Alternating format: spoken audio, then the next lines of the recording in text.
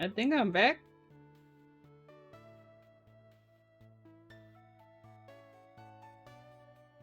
Is it working?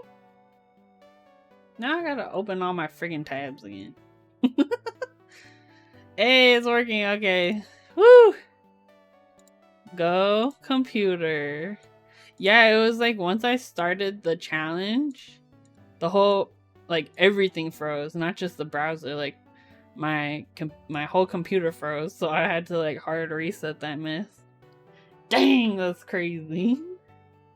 So the Don't Know Business-a-thon is getting off to a great start. Love it. Love her.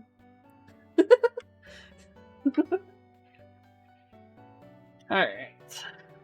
How did you contribute 4,000? Is it because it's a new stream? Bruh, Riggs. Riggs.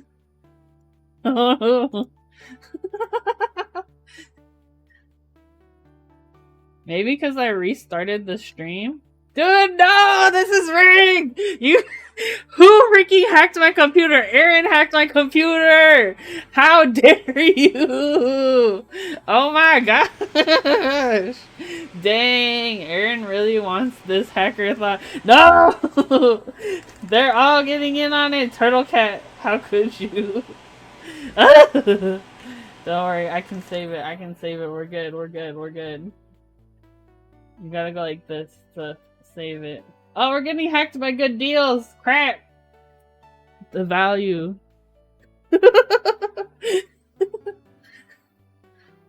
Bruh. EPBT aesthetic though. I'm excited for the Baka 40. Gonna match. I'm gonna have the cutest keyboard on the block. You only have 400 points now. Well, I'm glad I have something you can use your points on. I've just been procrastinating. I've been wanting to do like a community challenge, but you know.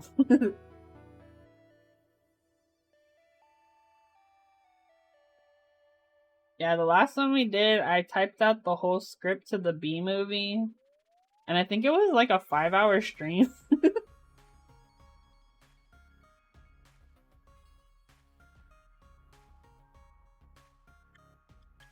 I think at the Don't Know Business-a-thon, I'll probably, instead of doing like a sub timer, I think I'll do like a donation timer.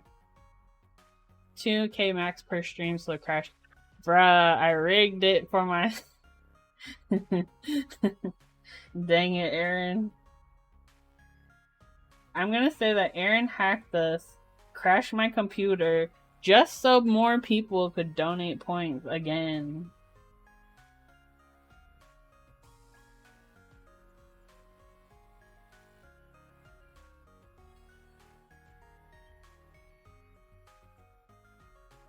But yeah, I was thinking maybe we could do like a charity stream.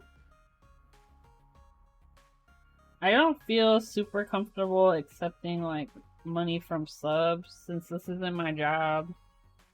Like, I got a job. I'd rather it just go to like a charity or something.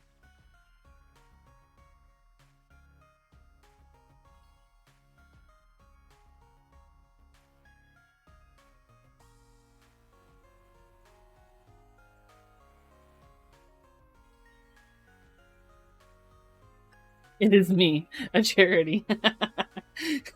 Charity parody stream. Hey, what's up, Ben? How's it going? Kibi Weeby CEO Supreme. Making some molds? Is that something I could do in my house, Rufio? I feel like, can you do the silicone part of it in the house? Is that portable?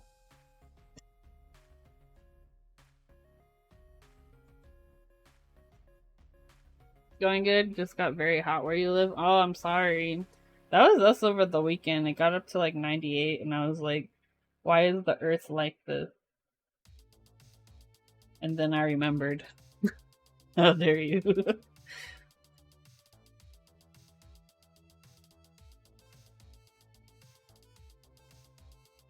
Yeah, I think I figured out the charity I want to do for Keebsmith this year. I'm still deciding, but I think I found the one. Because it's my turn to pick. But you know, it's never a bad thing to do something good for charity.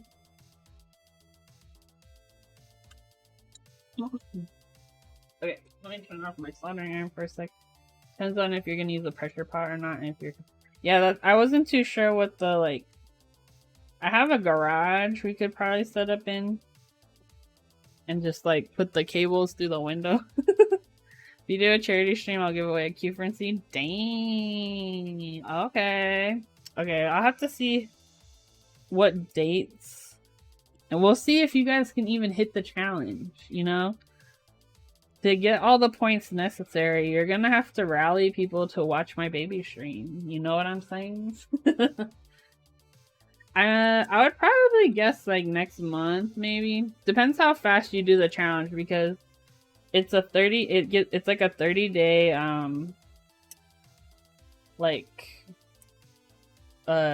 challenge. So you have 30 days to reach that many like channel points. A Smolka extra? Oh my god. If you send it to me, I'll probably steal it because I love it.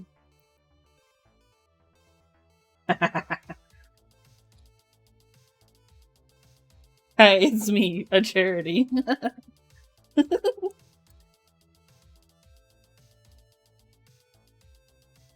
Yeah, I've been vibing with the Smolka layout. I've been using it all week. Oh, shame.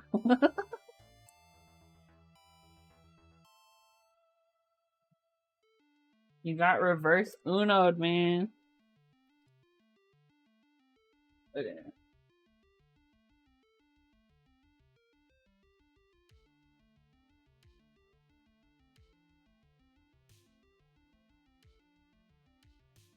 Small keyboard is best keyboard. I'm coming to that conclusion as well. I took those cards out of the deck he's cheating.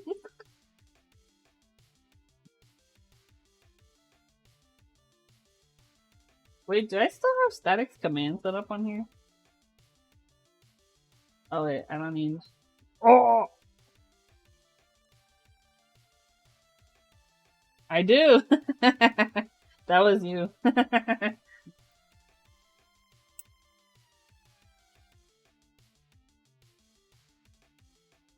Static Age is the people's champion, if you didn't know.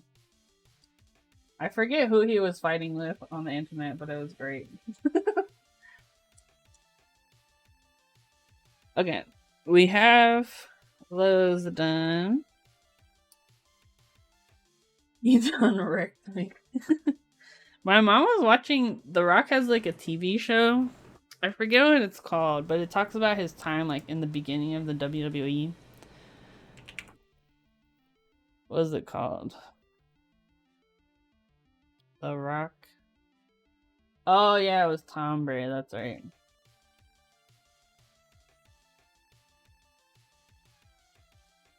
I think it's called... Yeah, Young Rock.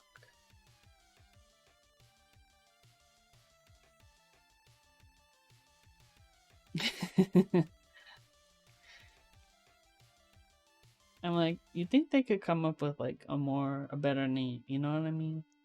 But it's basically him like narrating about his life story. It's pretty cool. Okay, let me look through the build guide again.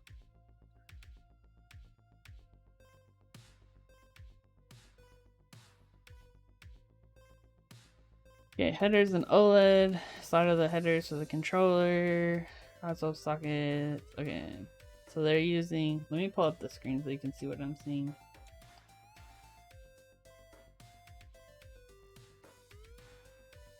There you go. Okay. So he does an interesting...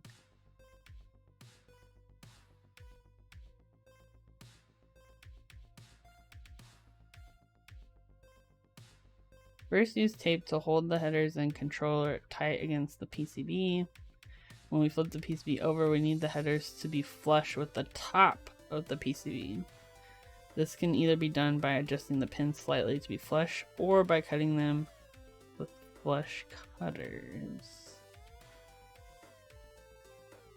Oh, do you need the bottom pins too? I guess so. Oh, it needs to sit flush so that the OLED can sit low. Okay, so then we probably... Well, we could socket the Pro Micro and then just put the pins in. I know that Panda does that. So what I'm talking about is like okay.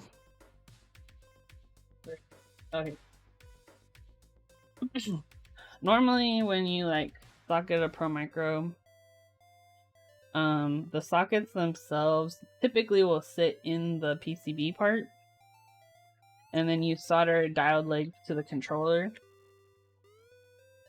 But what Panda does is he'll put the sockets on the controller, and then the legs or like the pins will sit in the PCB.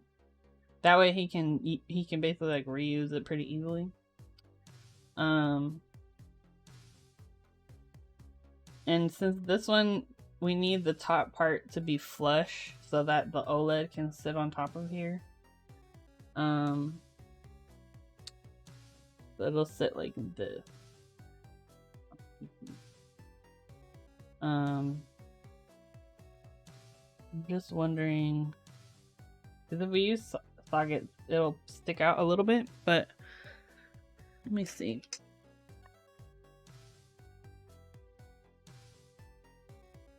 Because I have these kind.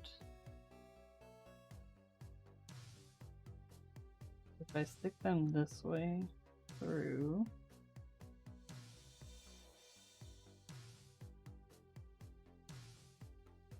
so they do stick up a little bit, but I mean, do you think this will have to be, I did it! The firmware works?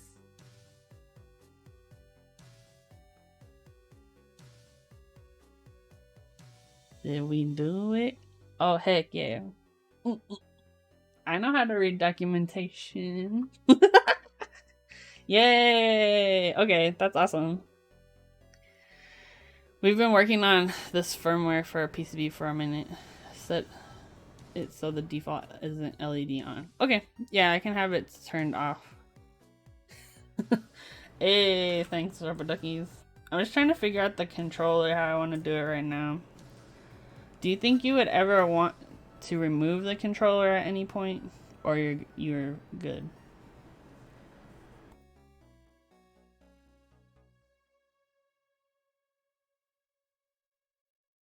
I'm just debating if I want to socket RGB indicators are a pain. Yeah, they are kind of pain. I mean, they're pain if you want like a lot of functionality. You'll probably never move it. Okay. I'm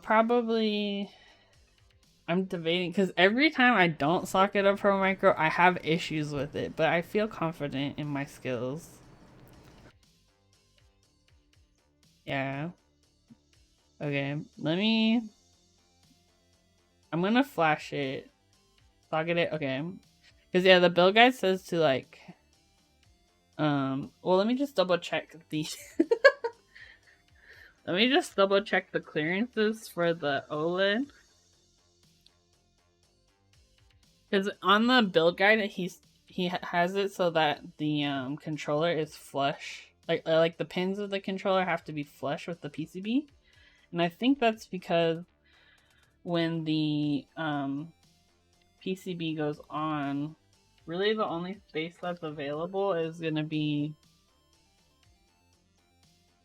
like the space of a switch. You know what I'm saying? Like, say this is like this.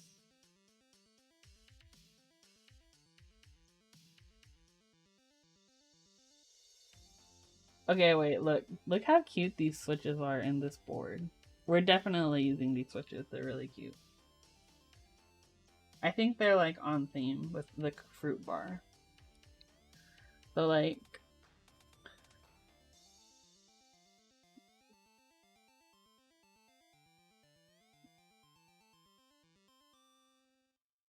there we go. So why I'm thinking that they want it flush is because the OLED can basically has to sit in this space.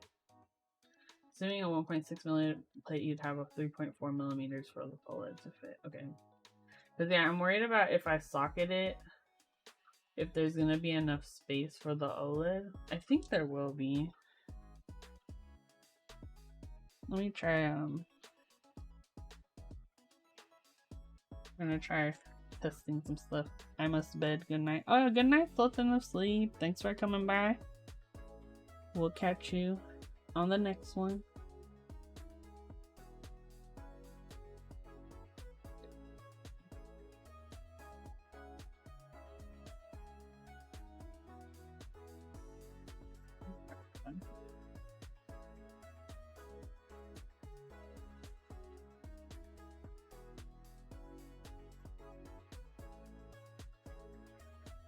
Yeah.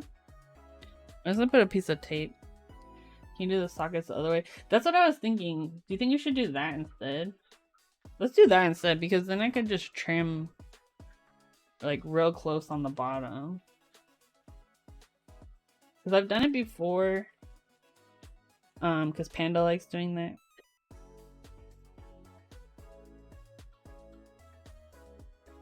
Let's do that. Let's do that. So normally you would put the sockets in the PCB this way, but instead we're gonna put them through the holes on this one. So it'll go like this.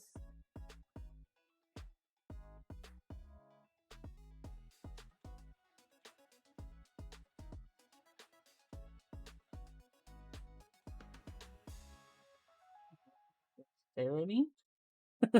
So the sockets will sit in here like that, and then the pins will be what's attached to the board. That way we have enough space. That'll work. So let me get... I want to flash this first, and then we will do the controller. Okay, I need to find the firmware.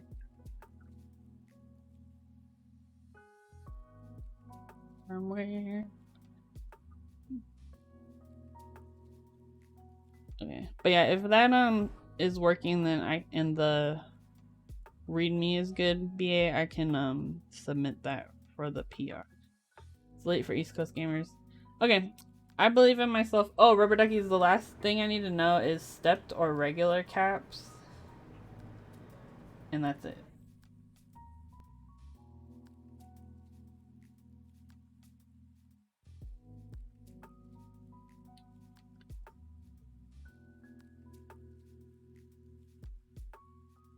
I think I might be able to socket both. Oh, do you want step caps lock or regular caps lock? And then I think the only other option was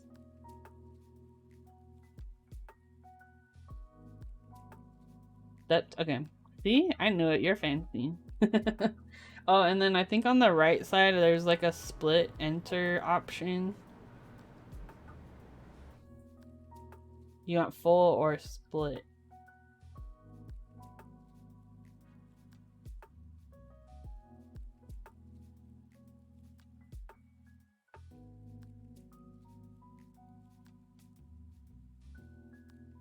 Flip a coin? Okay. I'll take a look at the thing again and see what I like. Okay, what's included?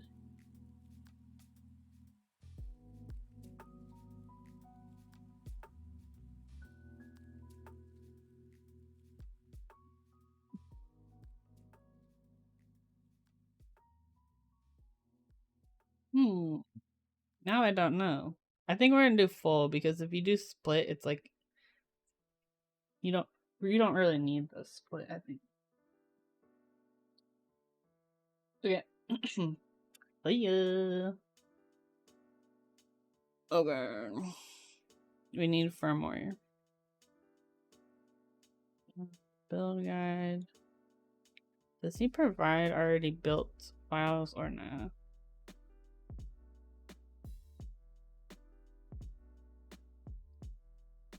Oh, okay. There's a VL hex.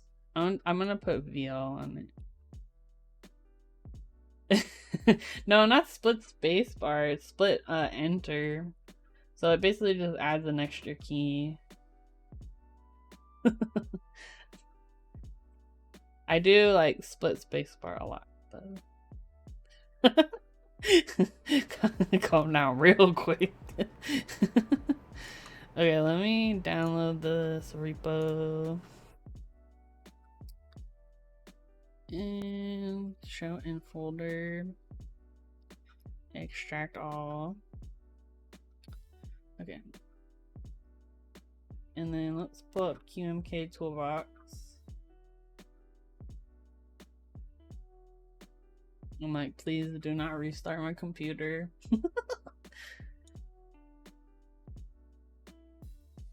Okay, let me pull this up.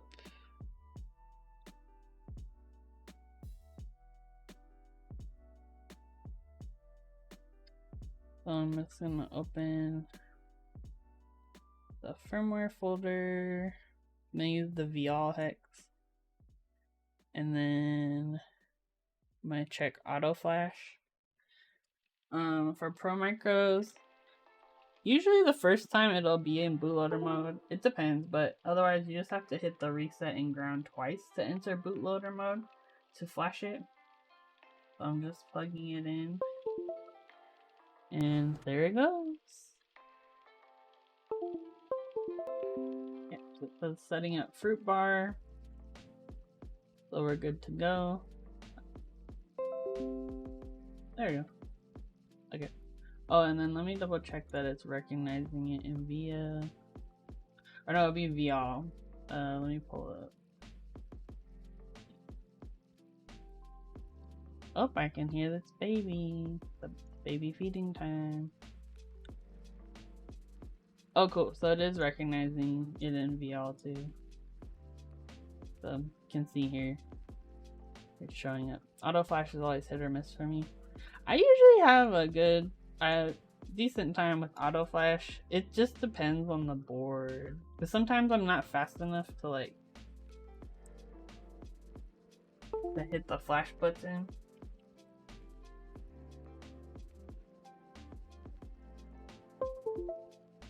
Okay, so our controller is flashed. Always want to flash it before you install it. It's an easy thing to diagnose if something is wrong. Even on the same PC guide, it's sometimes not working. How dare it? The audacity. Like batch programming group by PCBs. Oh. Oh, interesting. I need to ask you about that actually because I saw that there's like a flashy thing that has like 6 dots with like 3 holes, and it's like a connector. You can just like touch the PCB without having to like plug anything in and out. You see it on like Wilva PCBs or Heine PCBs.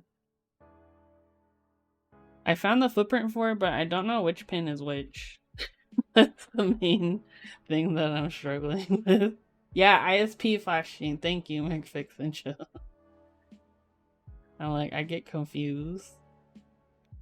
Okay, let's do this. So it says, dude, the baby is crying. My mom's feeding her right now. Oh, you have the pin out? Okay, sick. Thank you. So the controller goes here, facing the PCB. So we would want our, the baby is crying. We want our sockets to go this way through the PCB. Oh, Winnie is underneath me. I can feel a tail. Okay. I'm probably gonna tape this down. Or I guess it could sit flat, but it should be okay.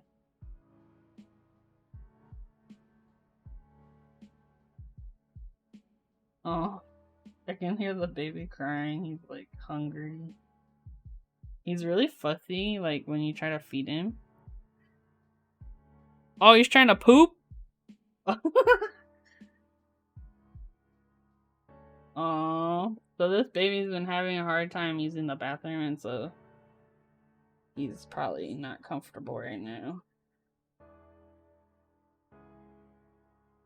But he's like literally screaming. Did he do it? I can't hold him, but... Oh, no, they saw him already. Yeah. Did he do it? It's coming out. I'm so excited about a bowel movement. I've never been so excited for an animal to poop in my life. Oh, Mom, wait, they want to see him. They're big fans of, I'm calling him Runner, but I don't know his name. She calls him Junior for some reason.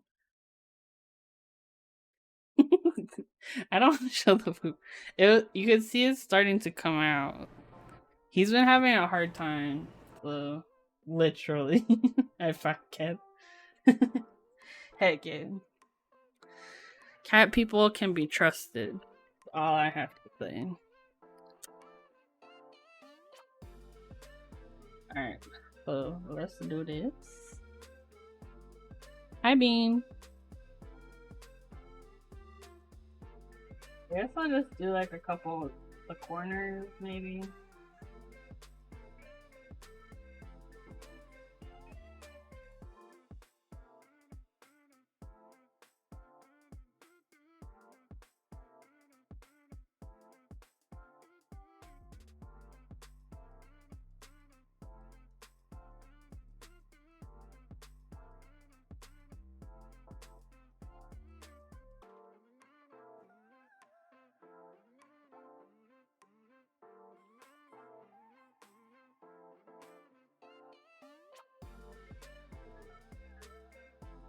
Hey, thought bombs. Prune juice. Well, he wasn't eating for like 2 days, so that's the main reason I think why he was backed up is because he's like dehydrated. So now that he's like eating more regularly, then he's like having movement. And now just spent 20 minutes looking for a new hat. What kind of hat?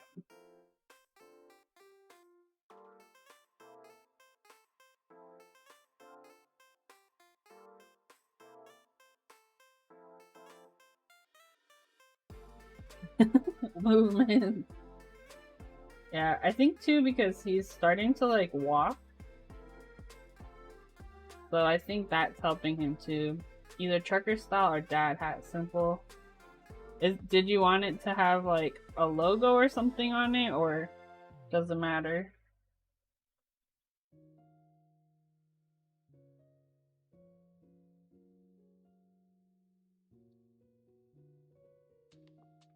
I have a dad hat you could have.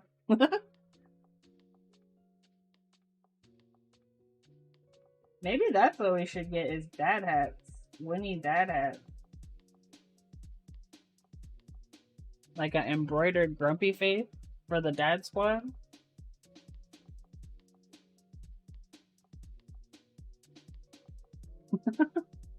Very minimalist, weird with fashion. I wear a lot of black and gray in the summer. I wear a mix of Hawaiian. Oh, nice. So you want like something more neutral.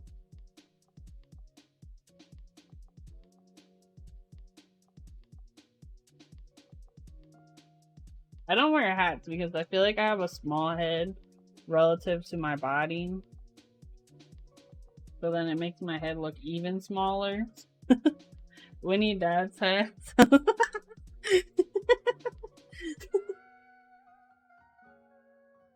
We know what you're thinking about, BA. Always got that booty.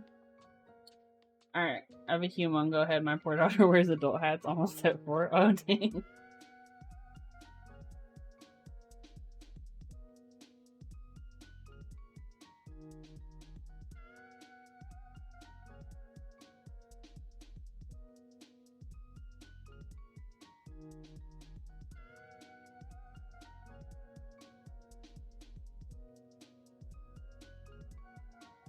Taking pixel actually. Oh, cool. Sounded like that. You're like, what is she talking about? Some of these aren't sitting flush. How can I do this without burning myself? Let me put some of this tape on the top.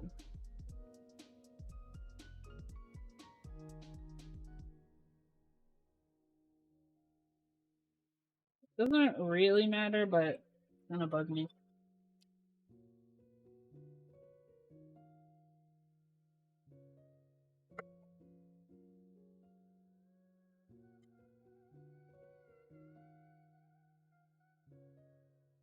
You can still feel heat with it.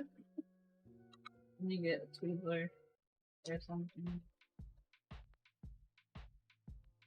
Where's mine?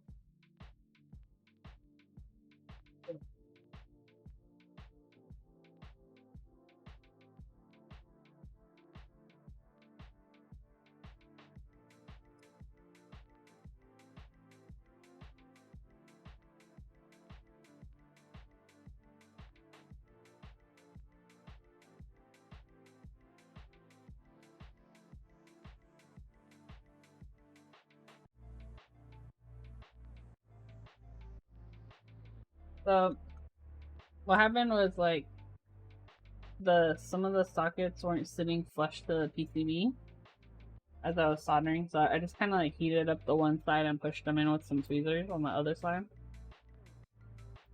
I'm gonna do the same thing on this side.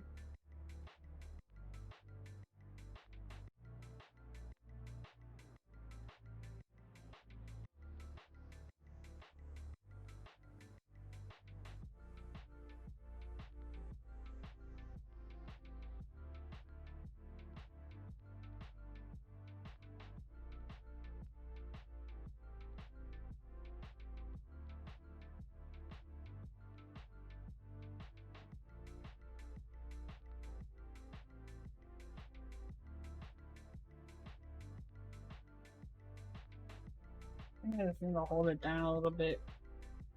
Oh, thank you. We got the info.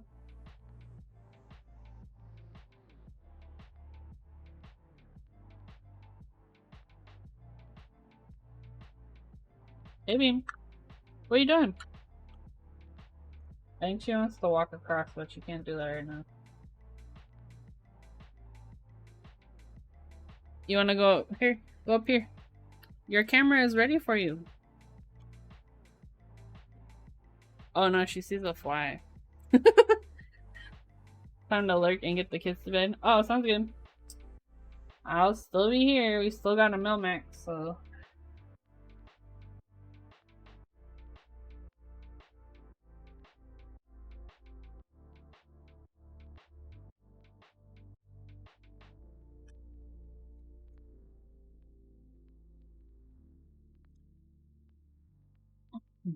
Oh, I guess I should probably zoom a little bit.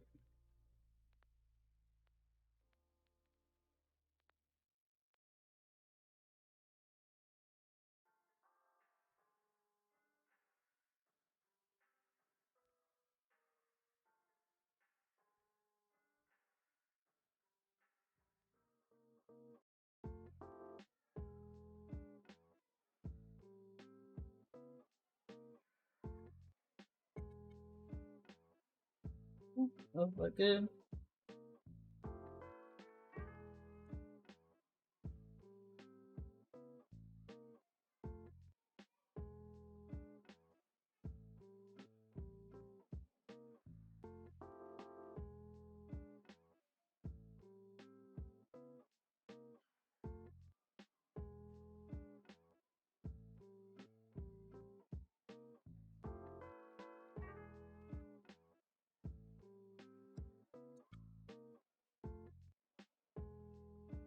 We just have one more side left.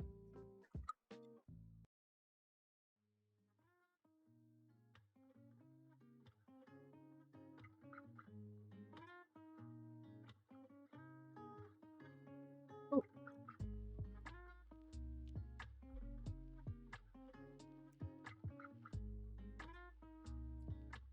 That's good. So now what we can do, I'm gonna peel the tape off. You don't have to, but I do it because it's satisfying.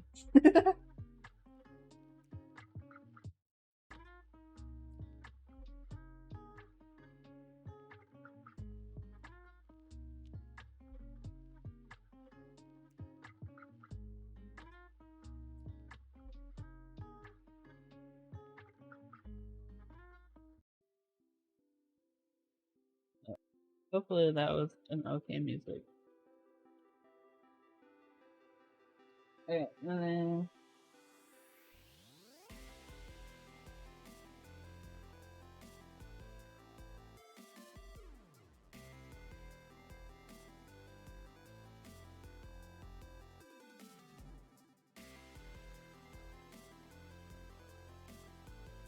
there we go.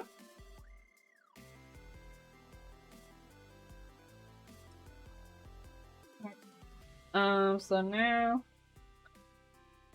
kind of stop for a second. We're going to put the pins through the PCB. So I'm trying to think the best way to do this. We can use our diode lathe. Our new diode lathe. So fresh from the factory. I think what I'll do is I'll do like the 4 corners like this. Stick that through the PCB and then go from there. Because I don't know if they'll stay. It'll be easy to like keep them straight when it goes through the PCB.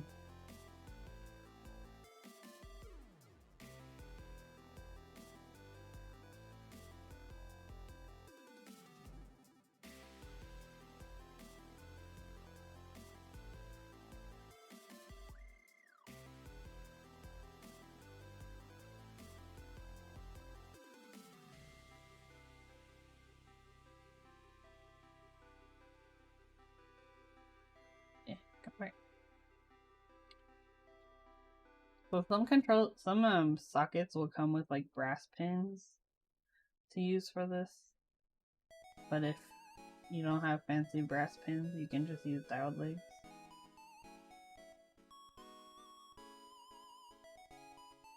Just as good.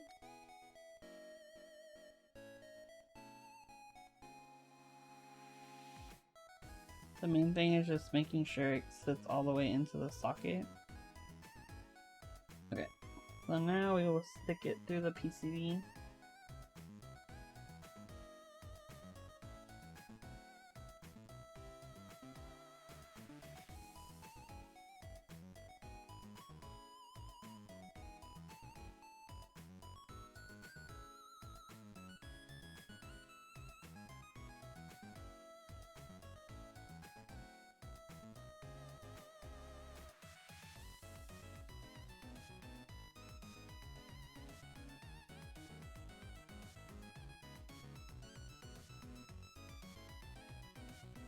There we go.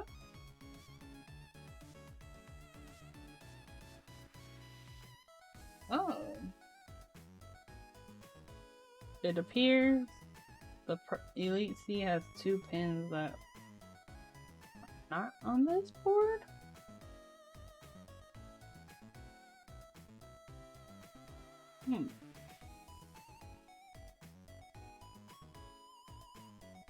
Yeah, these are not aligning. So I think these last 2 ones we probably didn't need to socket. Oh, it's just this one. This one's the, I think the V-Bus Raw or whatever. I'm done.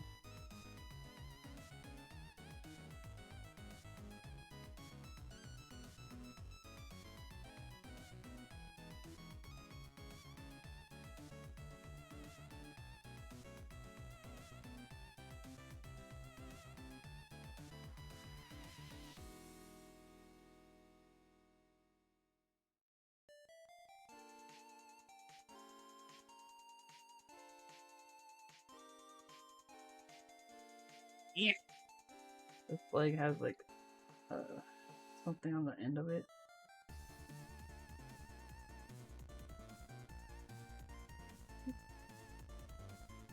Just like that. And we'll just continue to put the rest of the diode legs through the PCB and into the sockets. So this can take a little bit.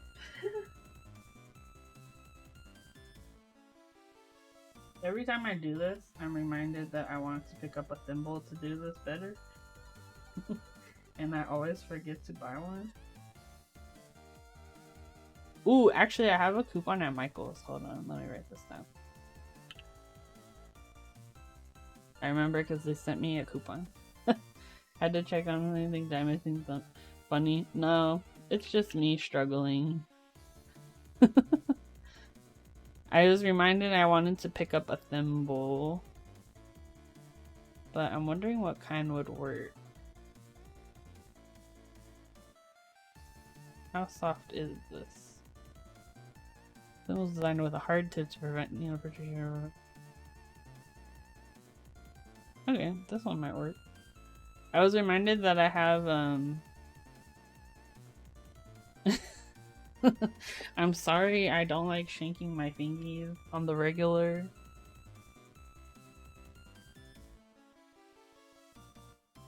But I remember I have a coupon for the craft store. Use my coupon. But this one looks like it would fall apart. I don't know. Cause yeah, it hurts. It's so sharp.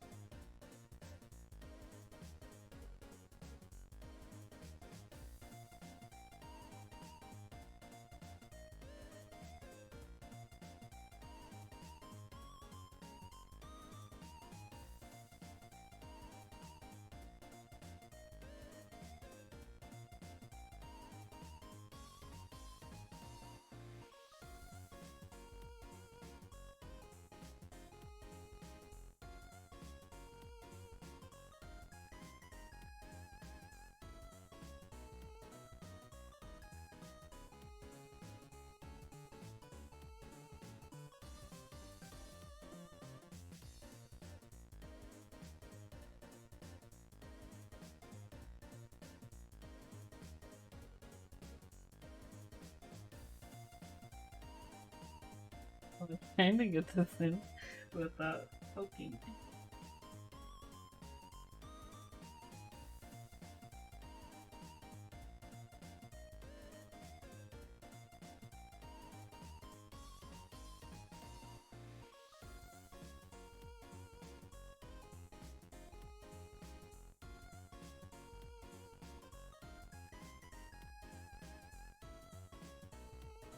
Mom, did he do it?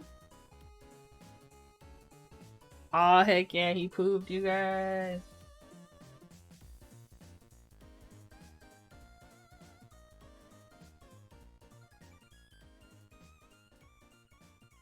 Telling you, this baby cat is the champion. Ain't no party like a poo poo party. He's a little like, he has a voice on him though, like, he's really loud.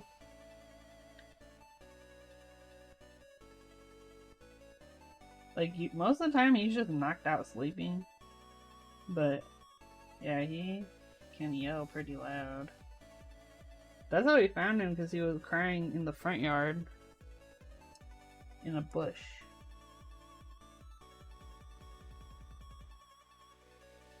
Because she gave birth, like, in the bushes between me and my neighbor's house.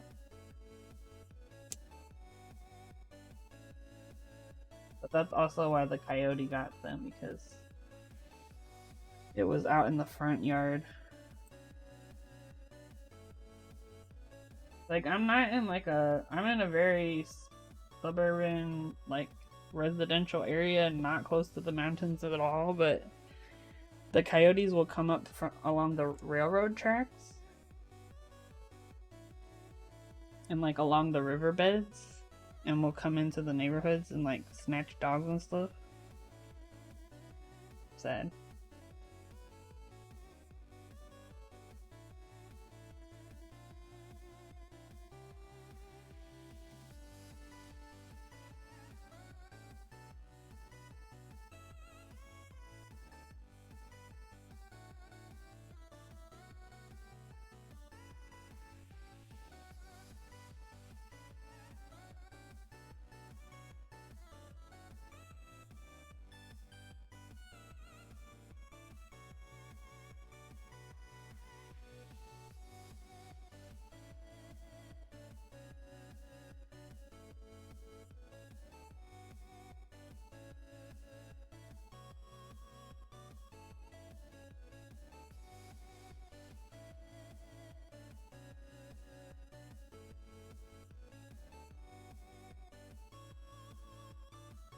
Hey, what's up? How's it going, Sandy? I got your tray in. I ordered one of your trays. I got the black one from Davis. It's so cute. Yeah, she was out of stock, and then she had some come back in stock, and I was like, yes. Yeah, I like the size. The size is really good. Cause some of my other like little trays are just too small sometimes. So I'm excited. Hey, what's up, Voidy Dave?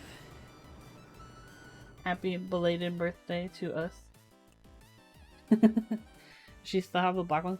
Yeah, she had them the last time when I ordered it last week. Because she restocked with some of the blue ones, I think.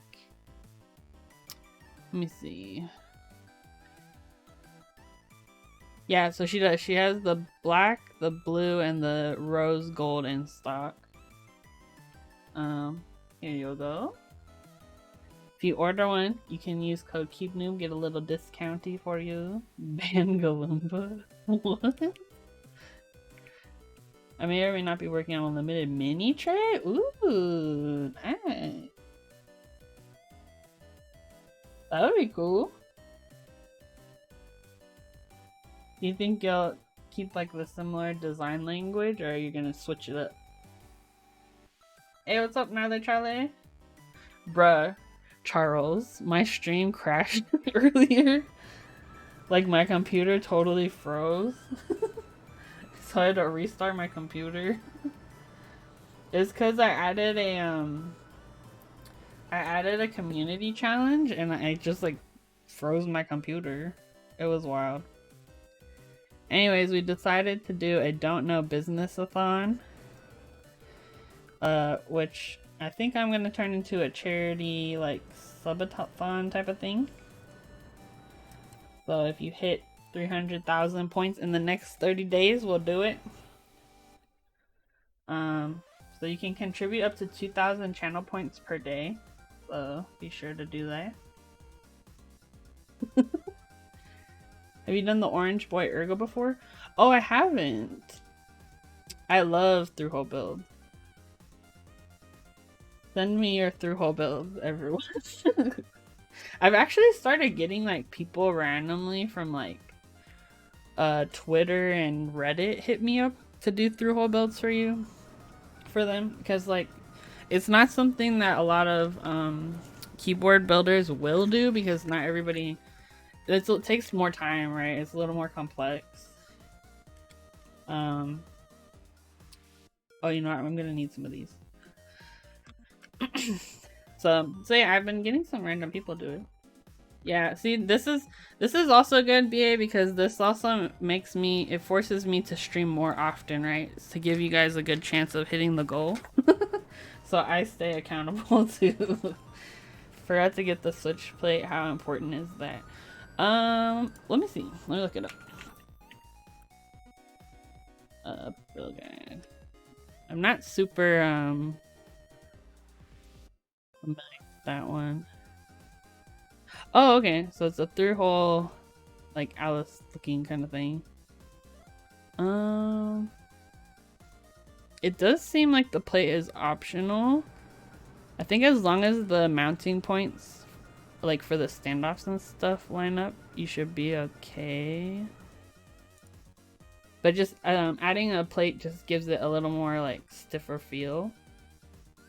It'll be a little heftier. Oh yeah, I think you can build it without the plate.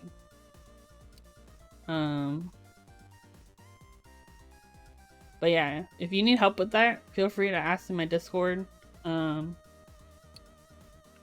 if you just let me know. We can also guide you through the steps. Oh, it uses the black pill socket. Oh. Interesting. I love the little, like, the paw on it. It's so cute. Anyone know what the mod name is for when you put strips of tape between the keyboard halves? Keyboard halves. Like, you mean between the two case halves? Because I know people do, like, tape mod for the PCB, but I'm not too sure about that one.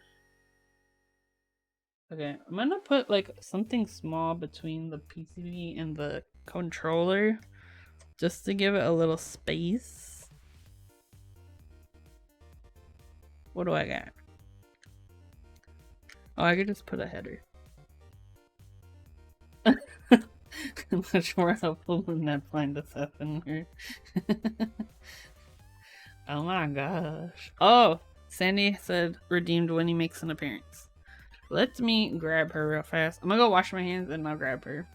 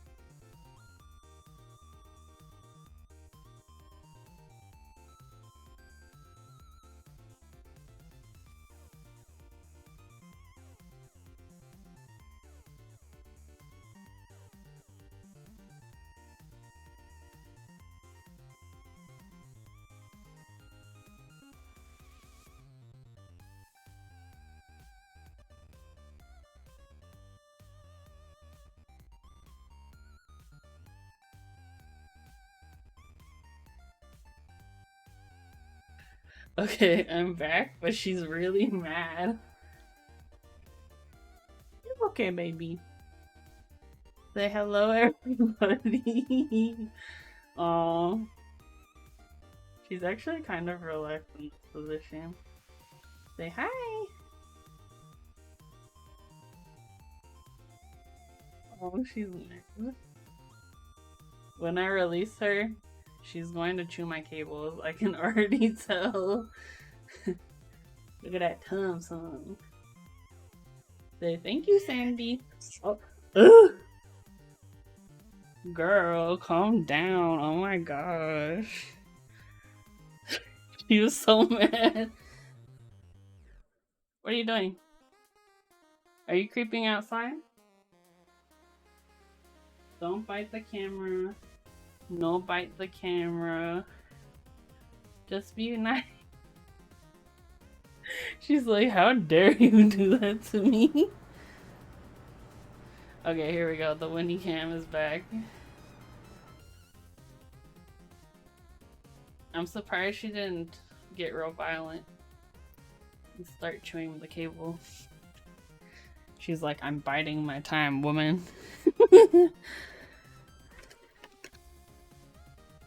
Yeah, she could be purring and happy and her face will still look like that. She's just like, has grumpy face all the time. She'll be like staring at my face, purring, and just look like that. Ah, you're a little grumpy girl. She's like, me? Grumpy? The audacity. Okay, I'm just gonna stick a header underneath the Elite C, like between the Elite C and the PCB, just to give a little more space.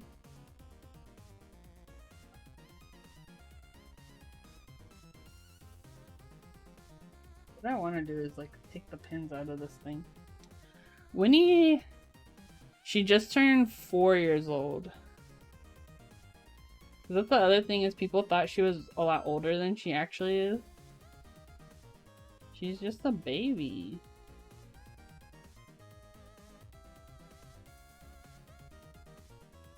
Okay, I think I'm getting a good spot. Move this over a little bit. I wish I was 4 years old. Yeah, she has a very like mixed coat. Something you guys can't really tell as much on camera is she's very orange. She has a lot of like orange stripes.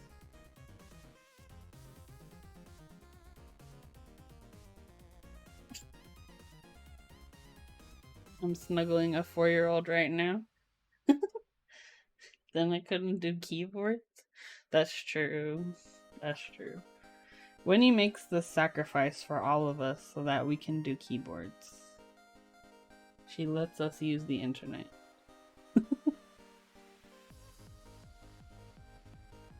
Okay, I think that's enough space. I don't want it to be this. I don't know if I want it to be this tall. I think I'm just gonna take this out. I'm just gonna do a couple, like maybe the corner ones to get it to like the height I want. And then we'll go from there. I'm trying to think what else I could stick on there. Maybe like a piece of tape or paper. Here, let's use a piece of this gift card. I got a gift card for my birthday. It's a Google Play gift card. And I don't know what to do with it. I'll probably buy some games. Where do scrunchies go when you're not looking at them? Winnie knows where they're at. She steals them. He steals my hair ties.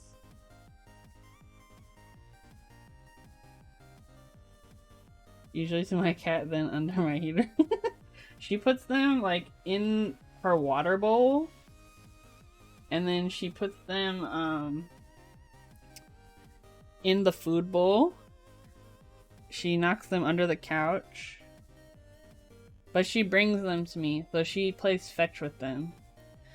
And she'll bring them to me when I'm sleeping. And then if I'm not awake, she'll scratch on my hand. You can't see her right now, but sometimes I'll wake up and I'll have like little scratches on my hand. Because she'll literally put it in my hand and scratch on my hand. Or she'll put it like near my hand and scratch on my hand to wake me up. She's so rude. So could I Milmax and go plateless on Orange Boy Ergo, or do I need to solder the switches in? I would, if you're going plateless, I probably would solder the switches, just because not having the plate and then also having the Milmax sockets, it might feel a little bit loose. With the plate, it would feel a little more stiff since it's like staying in position. And also, if you do Milmax it and don't use the plate, make sure it's the 5-pin switches. So the PCB mount switches? So the ones that have the little alignment pins that go in like these 2 holes on the side. But yeah, I would probably do, if I did Milmax, I'd probably use the plate. If I did plateless, I'd probably just solder them in. You sent me a funny Winnie Pose pic. She's got the foot out. She's so silly. Huh, Bean? What are you looking at? What are you doing?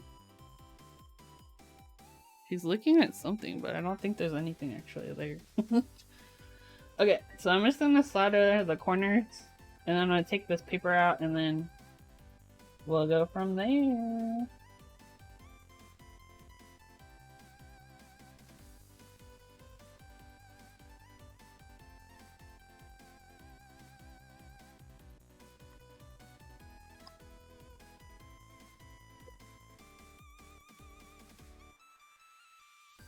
And before the camera falls over. Oh no! Mean, do you want to sit there now? You can sit there. I just gotta move your camera.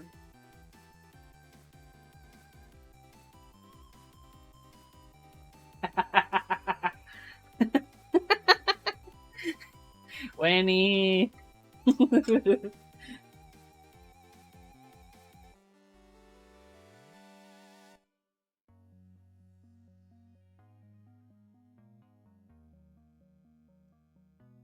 Alright. Now I'll take the paper out. Actually, I'm gonna adjust the controller a little bit.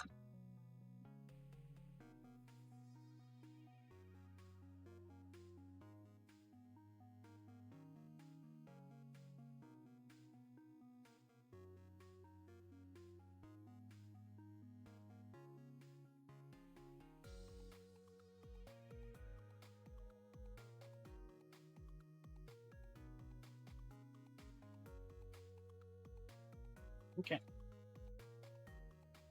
So you can take the paper out, and then let's finish up soldering these on. It does say that you cut it close, like really flush, so I'm not gonna put a ton of solder on here. Just enough to cover everything. Get a good join.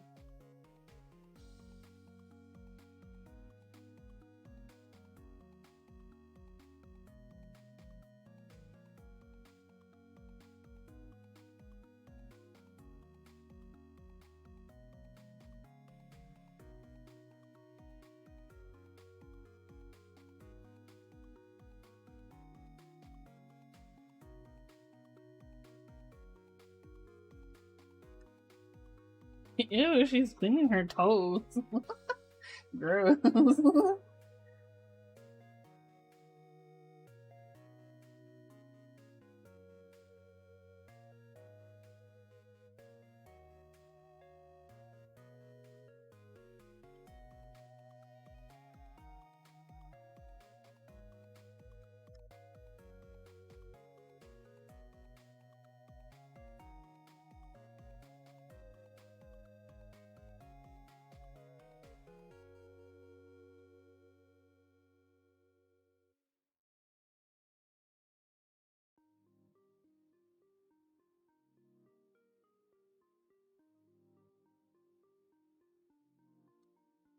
When he wants you banned.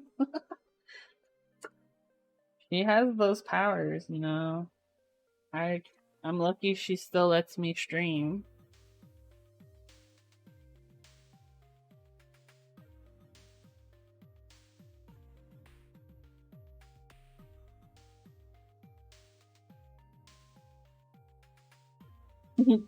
Could you imagine the backlash if like someone got banned because their cat was cleaning their butt on the camera?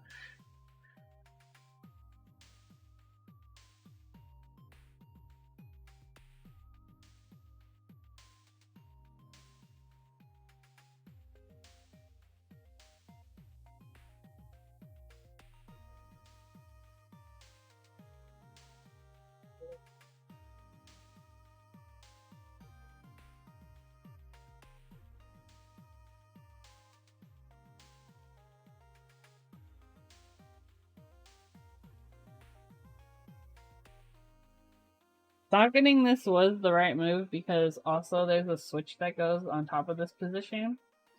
So if you don't socket it, you would have to solder the switch in first, right? Yes.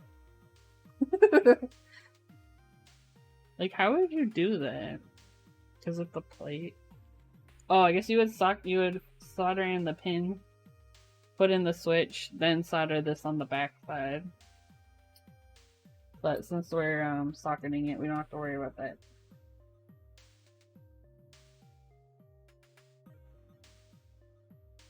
And the instructions say to cut this super flush to the PCB. Because we have our OLED that's going to sit on top of this. So I'm just using my flush cutter.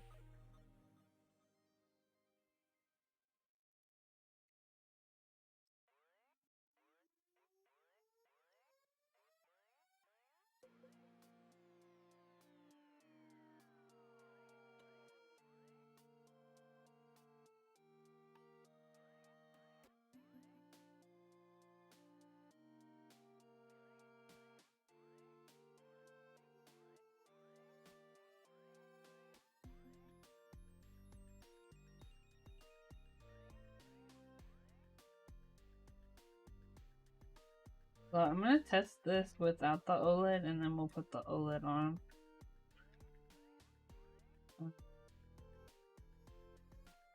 It doesn't hurt to test in between steps just because it can help you debug things.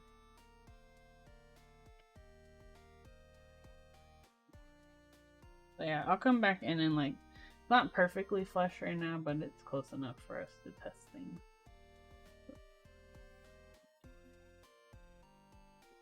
Alright, let's plug it in. Oop, I turned my fan on.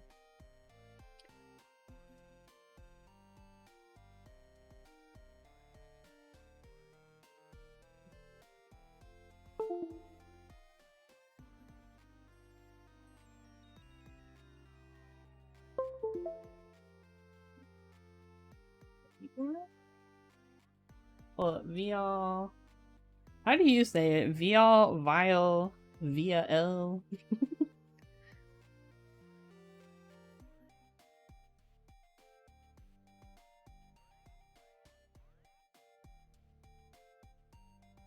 Go to Matrix Tester. Via L sounds nice. Okay, do that. I say it like glassware. Oh, like a vial. I was like glassware. The struggle is real. Okay, let's test this. I was like, Oh, I made this little wire like switch tester thingy because I had an issue where a PCB was kept disconnecting because my tweezers weren't insulated. So I made this little wire thing that's like the right distance between two switches. And I just have to like touch it over top of the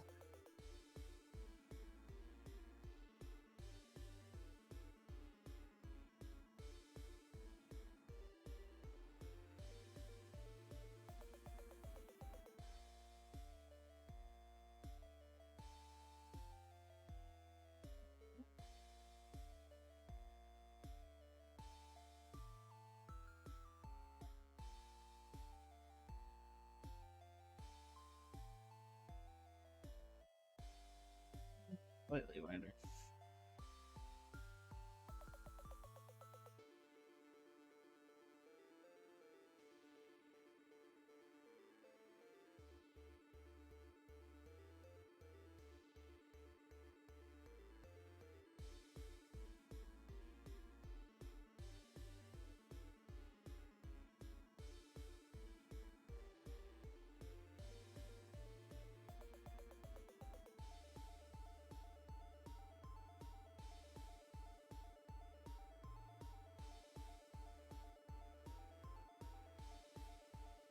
Oh, Windows key works. There we go. The PCB works. So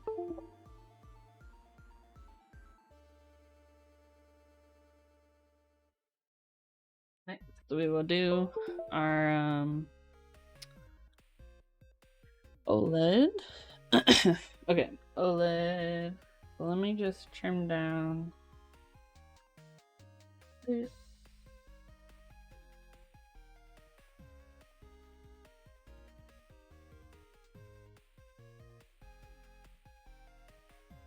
I'm probably gonna put some tape over this area. Or actually, I'll just put it on the back of the OLED. That's what I usually do.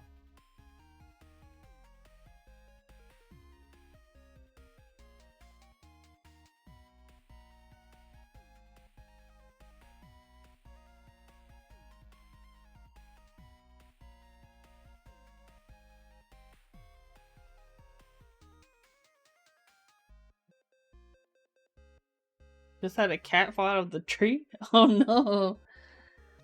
The cat tree? Were they messing around?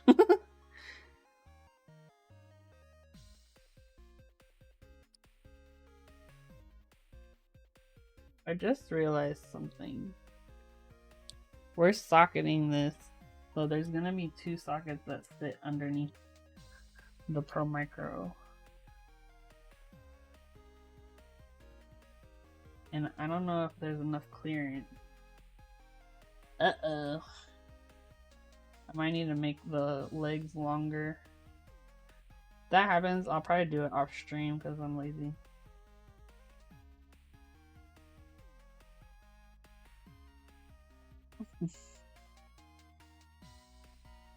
You just miss footing and just tumble. I love when cats are like, because cats are generally will like land on their feet, but every once in a while there's one that's like not coordinated. Let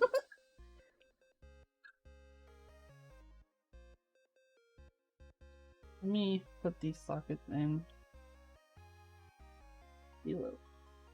We might be good. I think Oh yeah, I think we're good. Hold on. Let me put this back in place.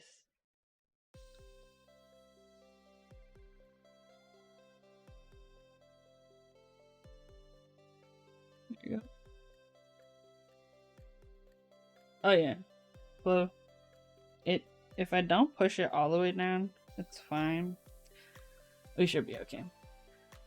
My cat will be looking out the window and walk right off my desk. Oh my gosh. Yeah, I think we're fine. Let me just double check one more time. For sure, I'm gonna put some tape between the, like on the inside of the controller, just to protect the component and make sure it's not shorting on the sockets. Oh yeah. Because yeah, it does touch the switch socket.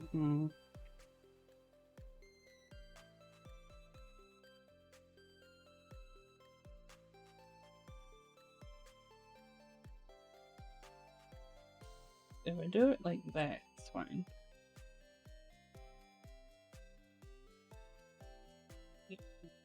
Okay, yeah, I think we're good. I'll try it out later, and then we can test it. Because I mean, you'll find out when it starts shorting, right? Oh, thank you for following the Northern Beast. Welcome to my stream. Today we are building a Fruitbar keyboard, and we're just getting started on mil-maxing it. So, do that. Hope you're doing well.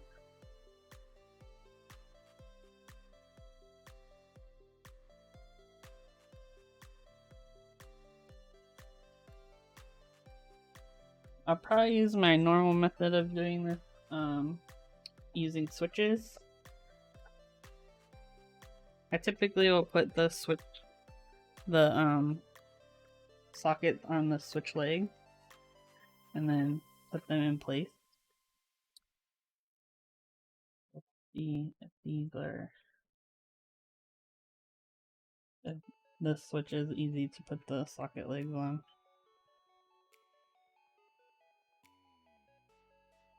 It kind of varies by switch. I've had some switches where it's real easy and others that it's like so difficult.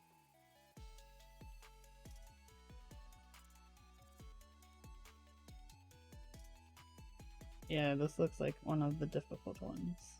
Maybe I'll change switches. My main just realized you are mil-maxing this PC. Yeah.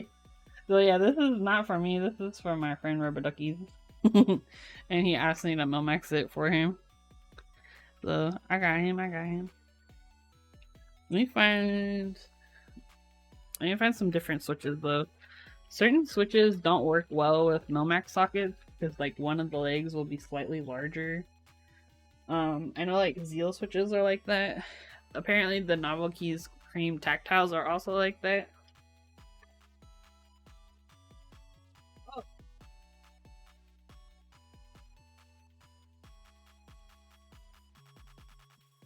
Here. Back. Ex-friend. Rubber Duckies is one of the OGs of my stream, so he can stay. Okay, I'm gonna try this on the Oil Kings. Let's see how these do. Much easier.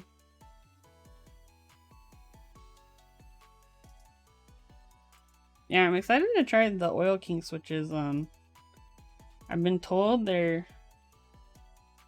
you can use them stock, which I probably will. And actually, like, just touching them, they're super smooth stock, so I probably will end up doing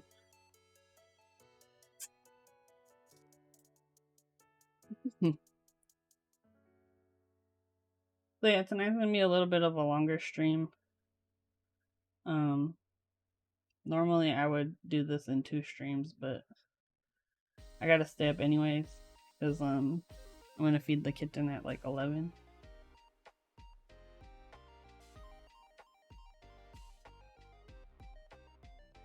And then I gotta feed him again at 1:30.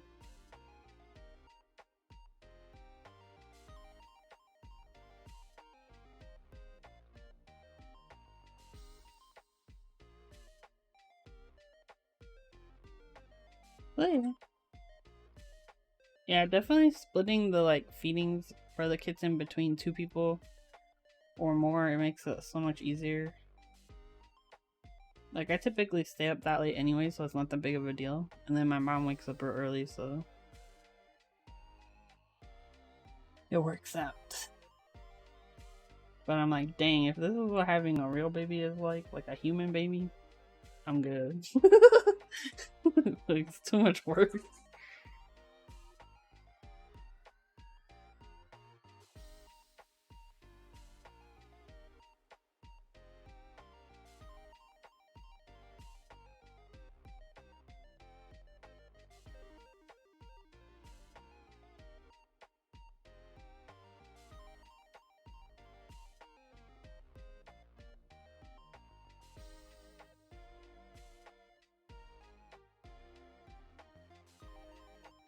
Oh, interesting. I was curious, the diodes, like, they in the position where like normally your like LEDs would go. So I was curious if it would cause like a interference at all with the switch, but it doesn't. I guess like I've seen some like old boards where they put the diodes through the switch in that position. I don't think people do that anymore, but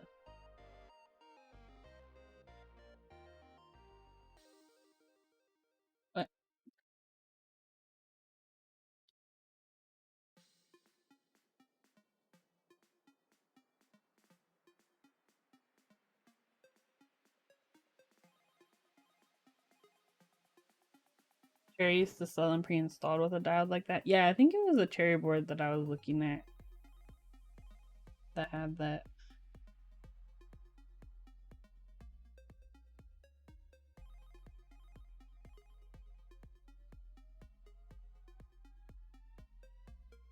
It's very interesting. Oh, you know what it was? I think it's that board that Kinnick sent me. I'm still working on the PCB for that.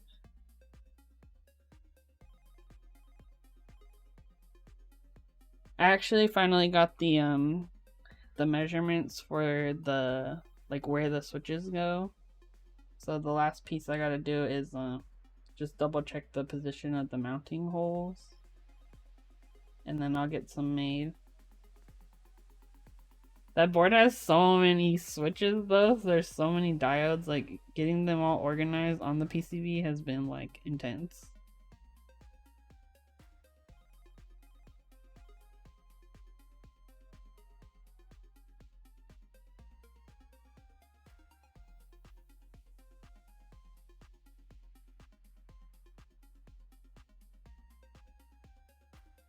What's happening? Like it doesn't want to go on.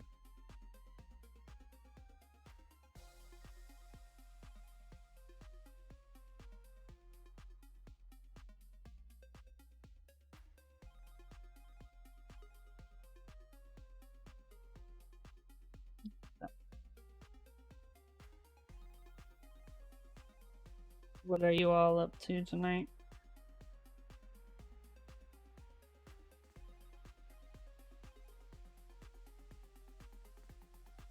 Still gotta do some work later too. Like, oh, building the tidbit. Oh, nice. My tips for soldering. If you have them, I would say socket the controller. Also for sure, flash your Pro Micro or Elite C before you solder it.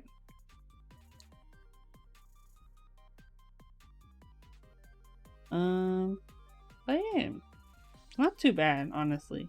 Soldering is very intimidating in the beginning.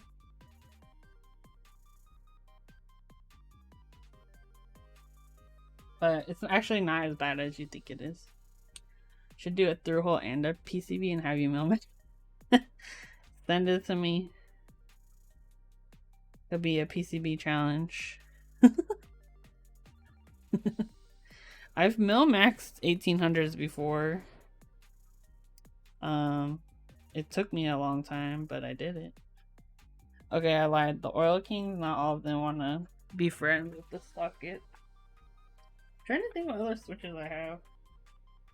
I also dropped the socket somewhere, but I got extra, so we good.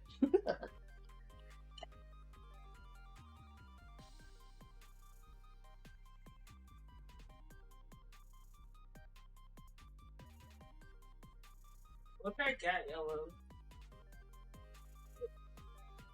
Let's see if Gat Yellows will be our friend. Ugh, no. My microphone. What's the picture? Oh, okay, yeah. Yeah, let us know if you run into any issues. The build guide for the tidbit's really good, so you shouldn't have too many problems. But yeah, I would read through the whole guide first too. Just to make sure you know the steps. But that's a good first soldering project, for sure.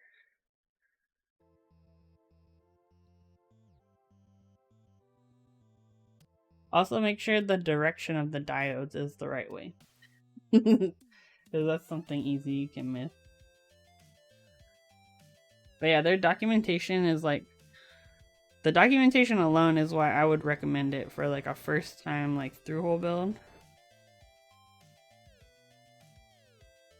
Also, their Discord is very active, so if you post in there with questions, they get back to you like real fast.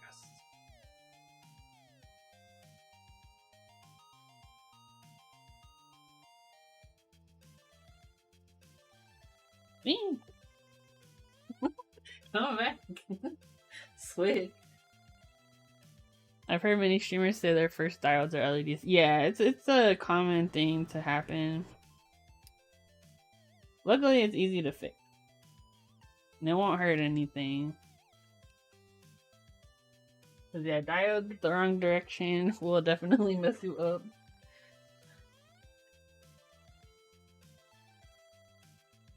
The thing with LEDs is they don't always label them.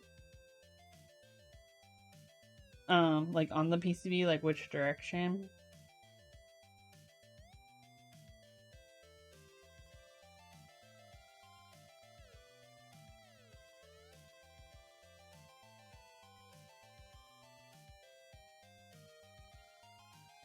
But yeah, that one has LEDs. They're the SMD ones though.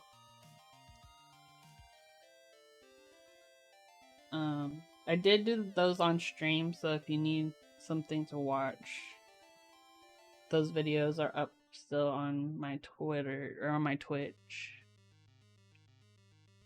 I want to make some like tutorials for these kind of like smaller tasks, but I've been very lazy. So I'm still working on like setting up the blog part of it. So hopefully soon I'll have that up. Ooh, important research! Thank you! Welcome, raiders. Hello, researchers. Party of 14. How are you guys doing? How was the research tonight? What did you guys learn about? If you guys don't follow them, definitely go follow Important Research, one of my favorite Twitch streams. Oh my. Tonight we're building a keyboard called the Fruitbar. So it's a 40% keyboard. Let me show you a picture. The finished product. So it looks like this. I don't know if he has a picture of it. So it has like a OLED screen above the arrows, and then it's a 40%, so it's missing the arrow row. Yeah, these are so fun. They're so cute. It's missing the number row. Sorry. So yeah, it's a nice little cutie. I don't know if this is a better picture. There you go. So yeah, that's what we're working on tonight. We got the controller working. We're doing mil-maxing right now, which is we're adding these like tiny sockets. See these like little metal, kind of like a sleeve that goes around the switch pin. It basically allows you to remove and add switches without having to solder them each time. So So yeah, we're just doing that right now.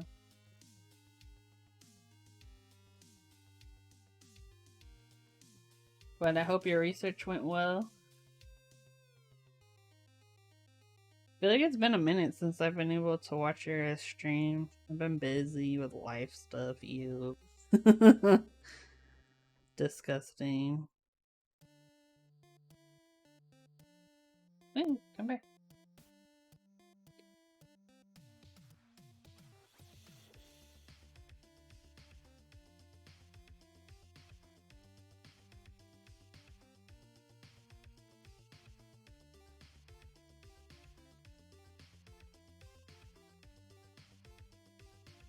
What is happening with this one?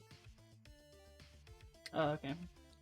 So when I push the switch into the PCB, the sockets go through the holes here, and they're kept in place by these alignment pins that are they're like plastic pieces on the switch. But it seems like one thing that's good is the tolerances on this PCB for those holes is really good, so it makes it easy they're staying in place. I was like, how come it's not going in?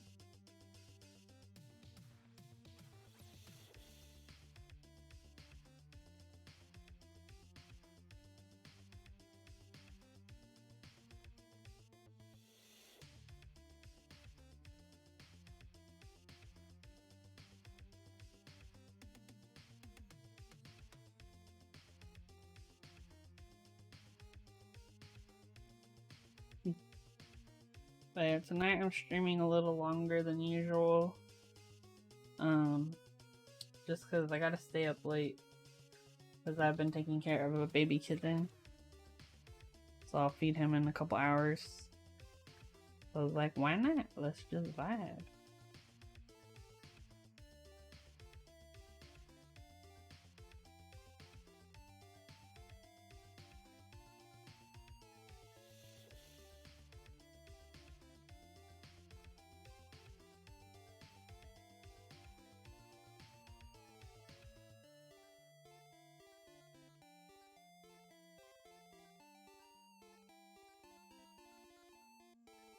Oh, I'm back. These sockets are kind of unruly sometimes. It doesn't help that I have no dexterity.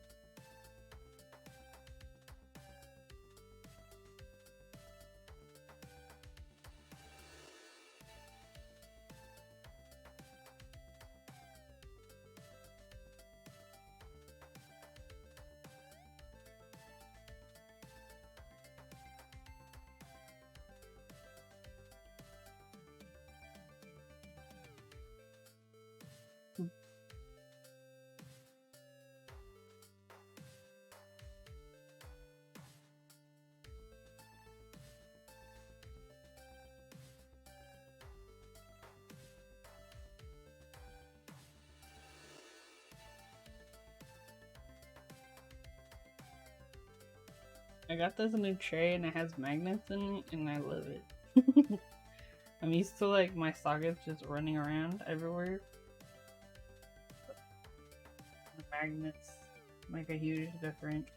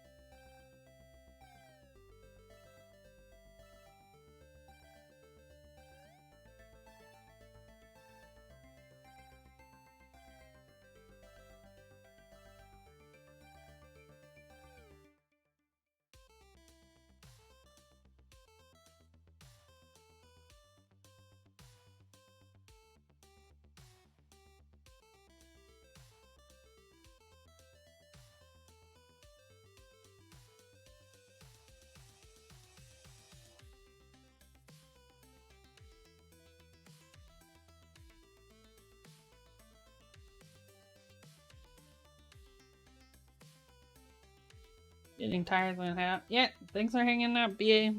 Getting late for you. I will still be here for probably another hour or more.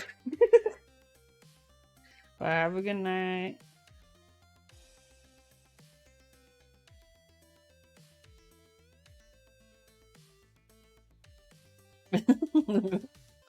See ya.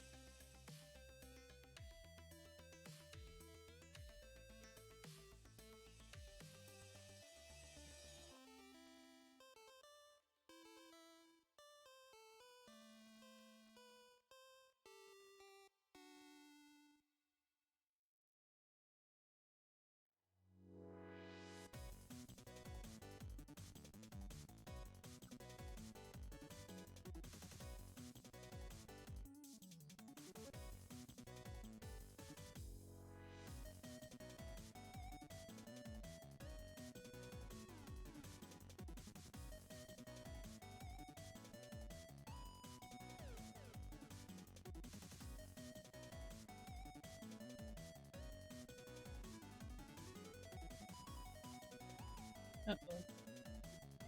Oh, there it goes. I keep dropping the socket.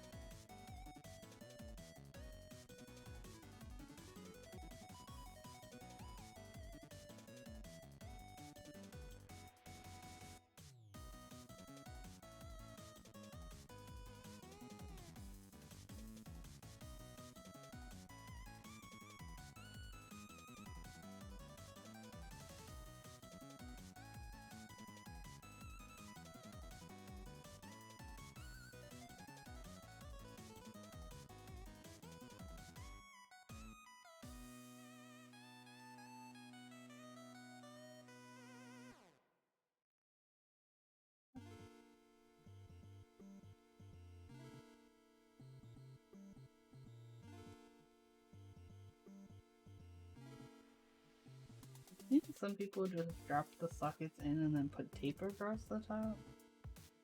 I'm curious if the tolerance is like good enough that it wouldn't like wiggle around.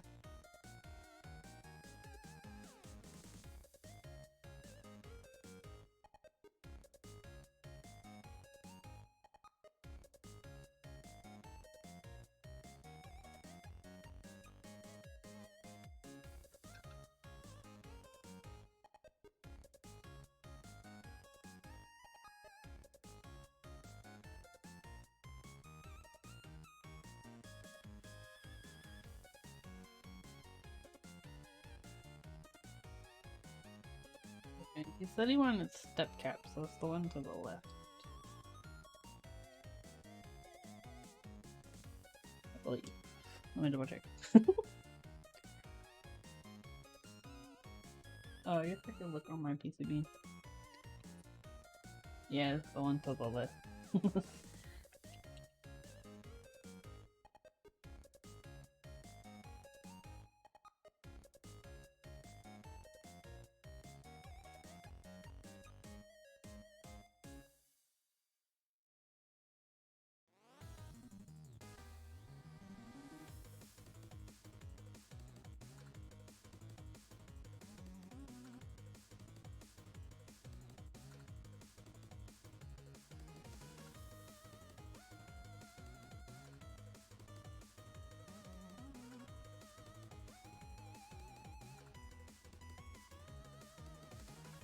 I'm trying to think too how many stabs I'm gonna need, because I didn't ask him if he wants split spacebar or not. Which I would assume he does.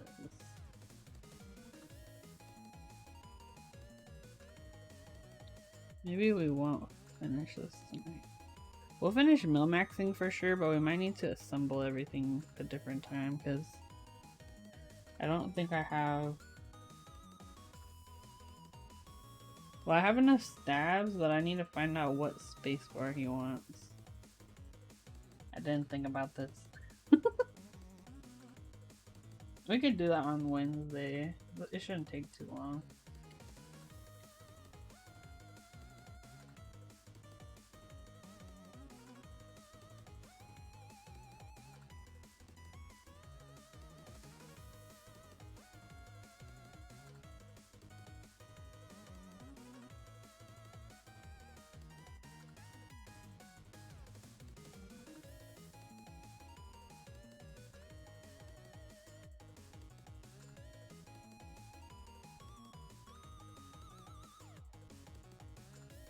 Just mil-max all.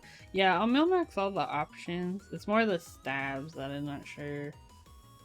I don't want to have to like lube and like I don't have to like disassemble stabs and then have like a wire that's like lubed up that I'm not using.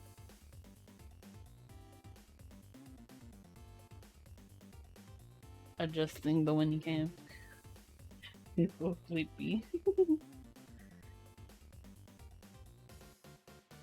I feel bad because I haven't been spending as much time with her just because of we're having to take care of the baby cat.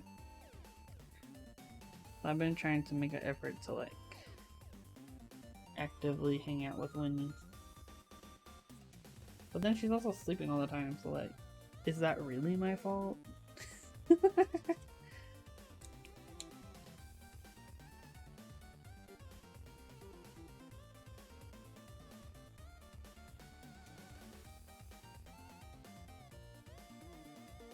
So, Winnie is interested in the baby, but she's still like kind of scared. Like she was, when we first brought him home, I had him on my bed, like in the carrier.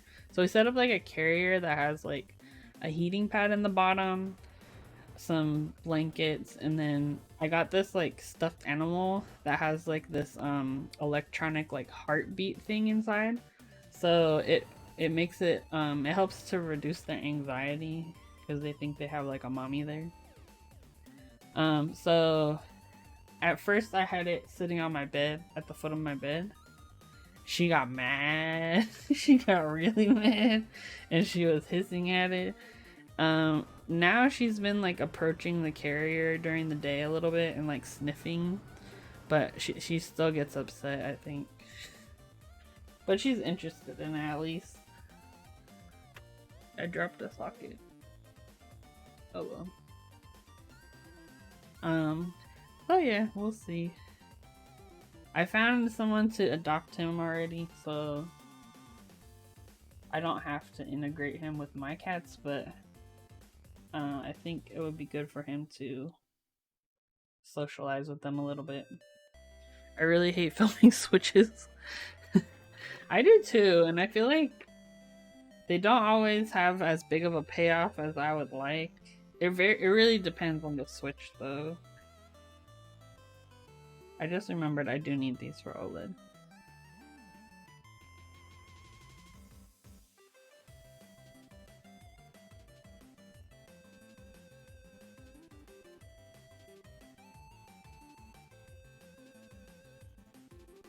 What kind of switches are you using, Static?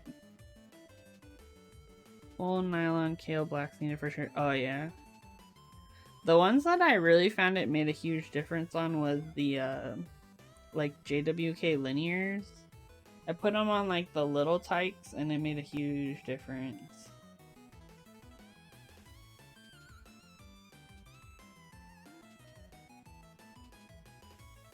I still have a bunch of little tykes. I bought them off of .w, I think it was. And I had some left over from the group buy when I had bought some. I was gonna put them in my little foot. And then I have enough for another board too, so maybe there will be a meme board in the future. I'm the same with my Tangies, but with the NK drives it did next to nothing. Oh, interesting. Those the NK like switches, the silks or whatever drives, those are pretty nice. I used them in someone had sent me a gingham to build for them. And they had the milkshake silks. They were really good for like not being factory lubed. I was happy with them.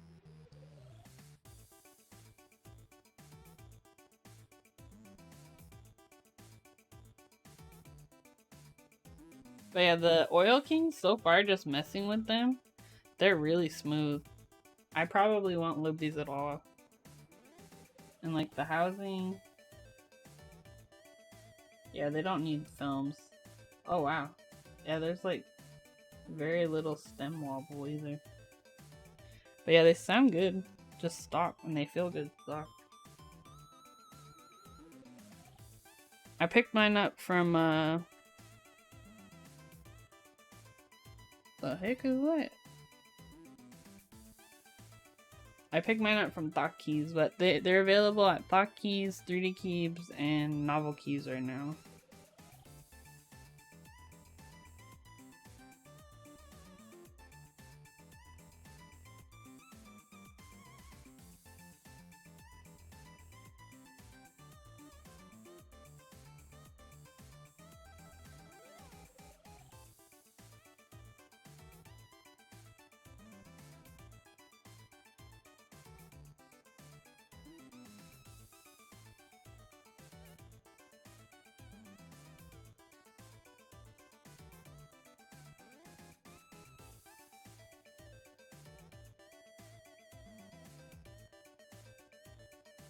At the spacebar row now. I'll come back and Milmac one of these too. I don't know. My concern is that it would interfere with the other switch if I Milmax both of them. Like if I put a socket there.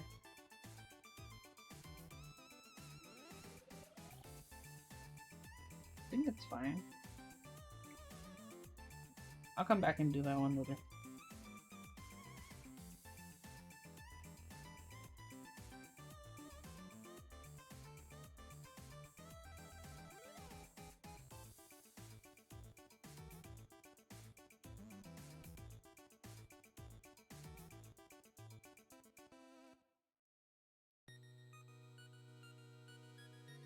Because the bottom row options are split space, and I think like a 6.25U or 7U, I'm not sure. Oh, you know, I should check the Discord, because there's no like picture of the layout on the website. Let's see if they have a kaolin. Oh, here we go.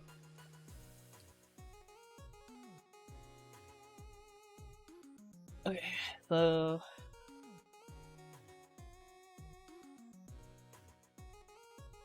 I should ask him too about Big Enter. Because I don't think you would want split enter, but that's just me. Because you basically would just be adding the pipe key, which in that position I think would be weird. So yeah, the two options are 6.25 use spacebar, or 2.25, 2.75, and a 1.25 key. Artisans? That's true. But see, you got the artisans here. This is the perfect artisan spot.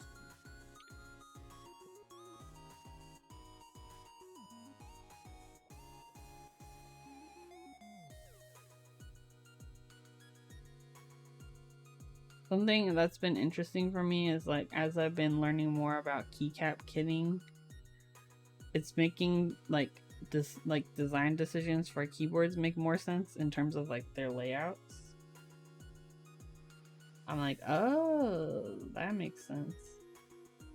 Like, for instance, this one uses a 1.5 backspace, which is standard for keycap sets, because you'll usually have, like, if you're using split backspace, that will be your backspace key.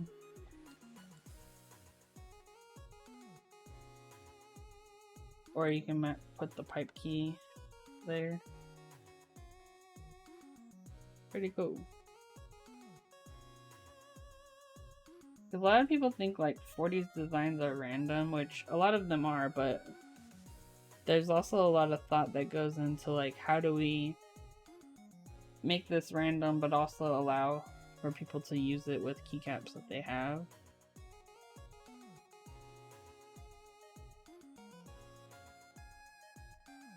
So it may seem random, but it's not. It's a lot of work.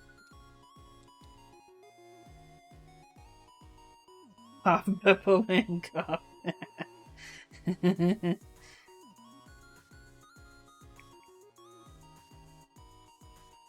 You reminded me I was working on a Beppo Van case because I have a Beppo Van PCB.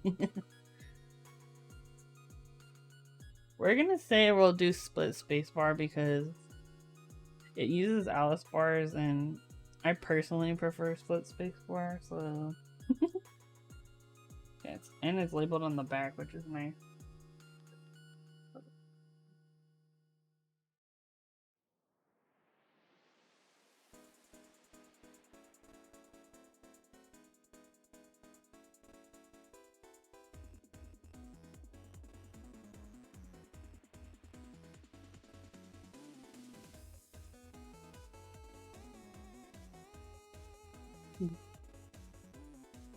Yeah, I need to send some messages this week because I want to get the pizza wrap IC up soon. I need to start studying Geek Hack again because I feel like it's like a whole other world that I'm not super familiar with. I've been trying to look up like customs. Oh, pizza rat with a T. It's a keycap set I've been working on for a while, and I finally have things together. I might be anti-Geek Hack. Yeah, I know. Geek Hack is very, it's very, like, polarizing. Because sometimes there can be, like, good feedback, but for the most part, it's just people being, like, balding for no reason. I think for keycaps it makes more sense. Oh yeah, it's definitely agree. Yeah, and it can be very toxic. But there are some genuine people, but yeah, it's like few and far between. Super non-constructive elitist, right? Yep, I agree with that. Sometimes. I think if you do post on Geek Hack, you also have to, like, just keep in mind that you gotta, like, ignore half of it. Because I do think there are some people on there who are genuine, but... And then it also just becomes a marketing tool at a certain point, right? Like... So you just kind of gotta weigh, like, is it worth the exposure, then also having to deal with all these stupid people.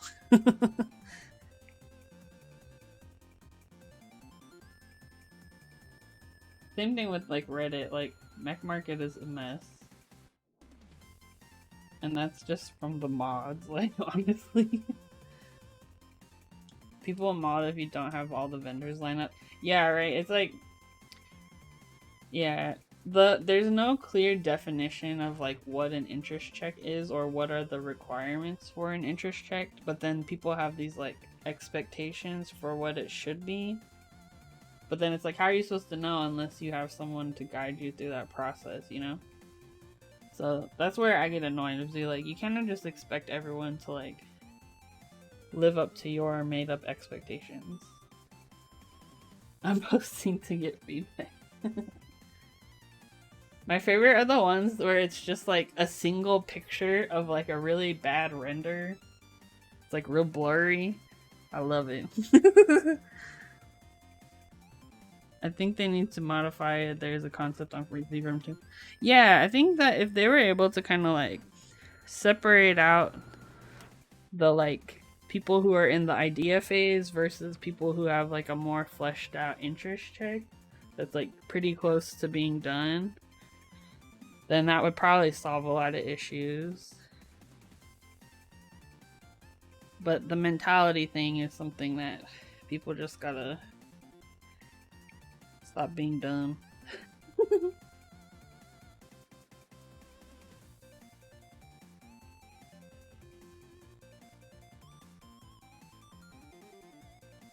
Yeah, I've talked about it in my Discord a little bit for the last couple of years because that's how long it's taken me to get it together. But outside of that, I haven't really shared too much. So yeah, I'm excited to finally get this moving because it's been a while. I got a functioning search bar, right? You don't like the like 90s forums? What? I forget. There's some Chrome plugin you can use to add custom CSS to a website. Because that's my main thing is I want to style that myth because it looks terrible.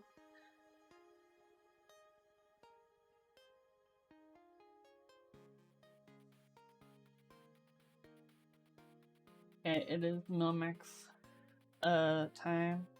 Oh, you know, I need my fan. Give me my fan. I felt incomplete, and that's the reason. I have another fan by my feet because it's getting kind of hot here. But it's not the same.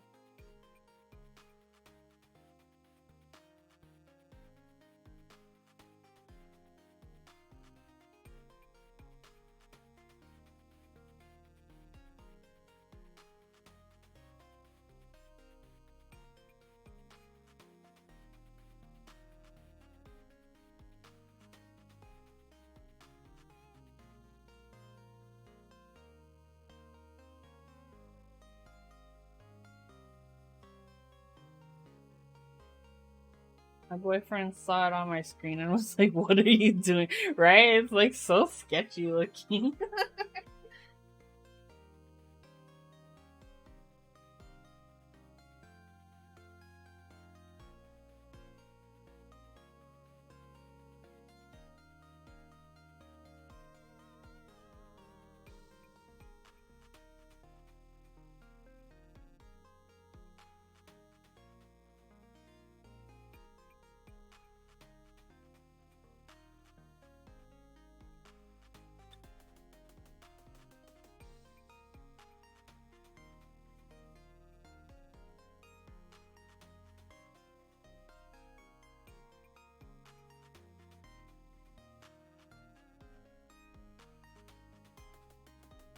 These are the longer sockets, so they do require like a little bit more solder, but you just gotta make sure you don't put too much so it doesn't flood in through the top.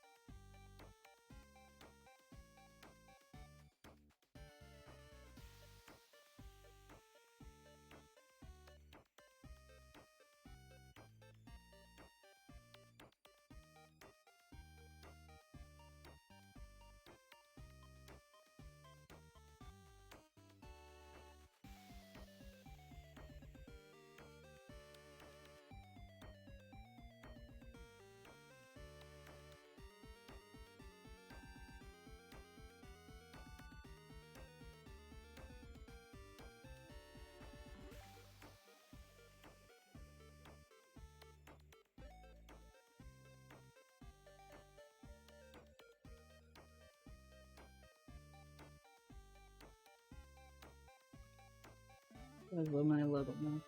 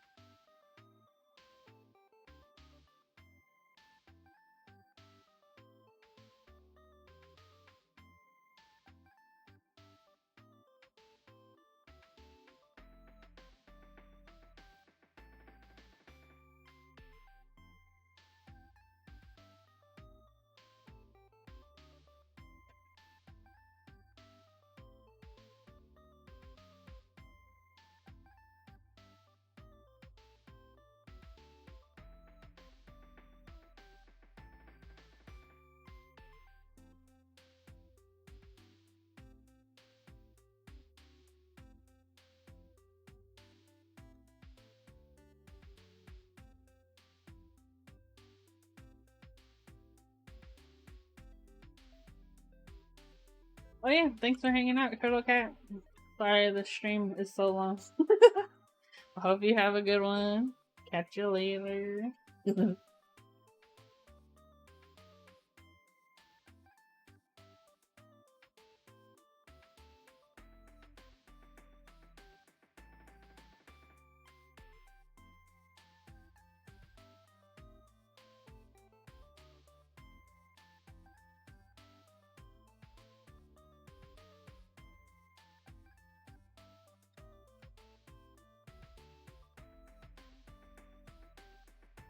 is a very exciting part of keyboard building.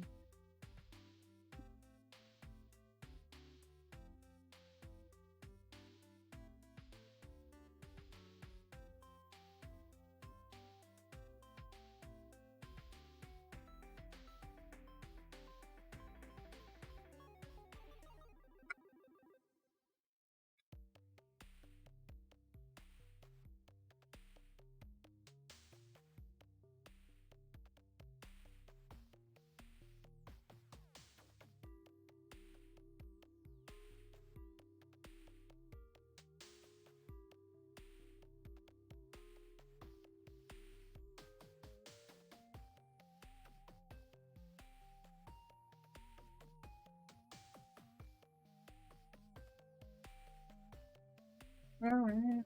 I'm checking my phone because peeps be messaging me.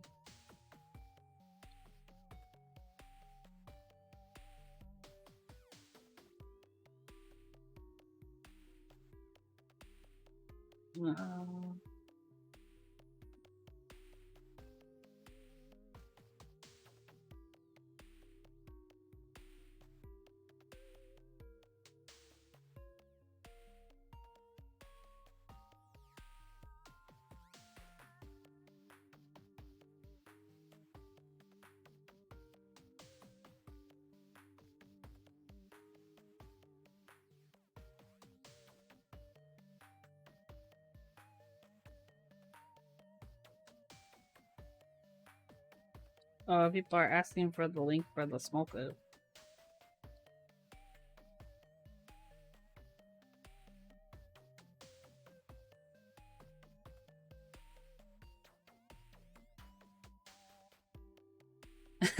Send you a text, I swear. Free pizza.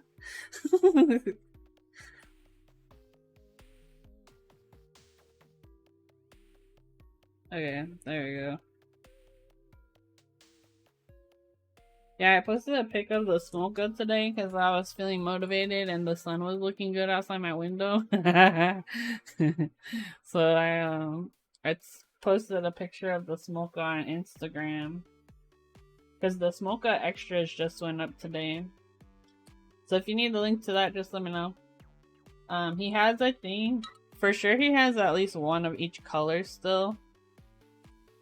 Yeah, he said there was like, he sold 18 or 8 and I think there's 17 more. So yeah, there was 2 people that asked for the link. 10 out of 10 would recommend. Mocha is my #1 favorite board right now. It's really nice. The finish on it is real good. I think the ones that he has for sale are varying like grade levels because I think he has like depending on the color, there's different ones that he has. But yeah.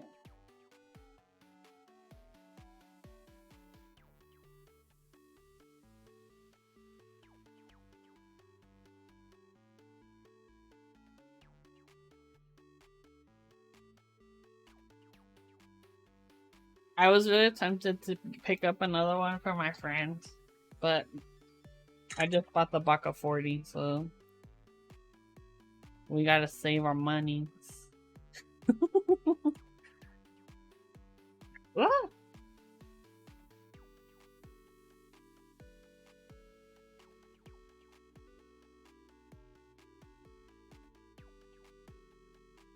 Just noticed all the markings. Yeah, it's so cute. So this board's called the Fruitbar from Fruity Keys, and you put all the cute little fruit icons on it.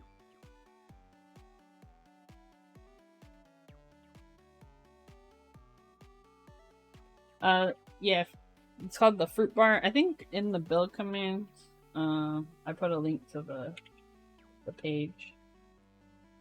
Right. There you go. Yeah, it's real cute. I like it. I love when people put patterns on the PCB. It like makes it so much nicer. You like kiwi and lychee. Oh, nice. I like those too.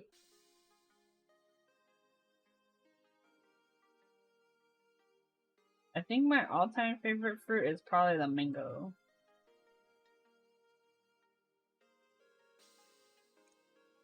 Haven't eaten lychee. Oh, your favorite to drink? Oh yeah, they're really good. They're interesting to eat because you have to like crack a little shell off of them.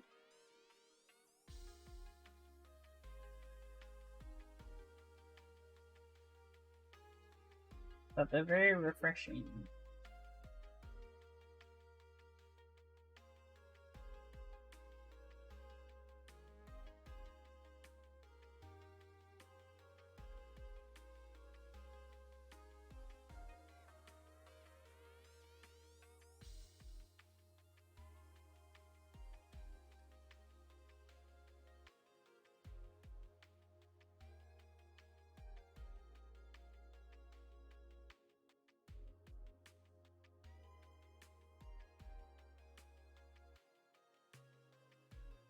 Nobody loves durian?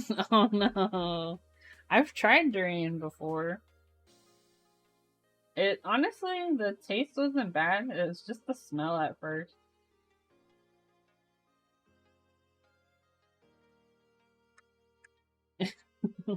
I feel like it's not that common here where I live. But I had it when I went to Singapore.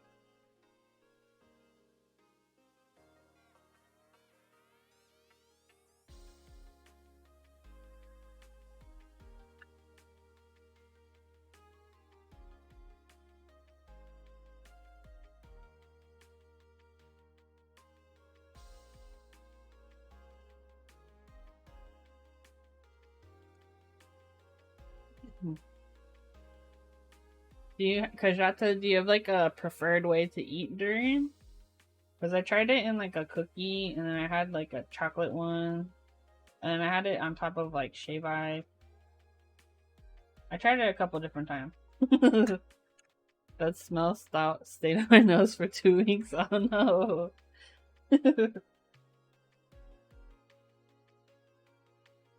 Yeah, it definitely has a unique smell.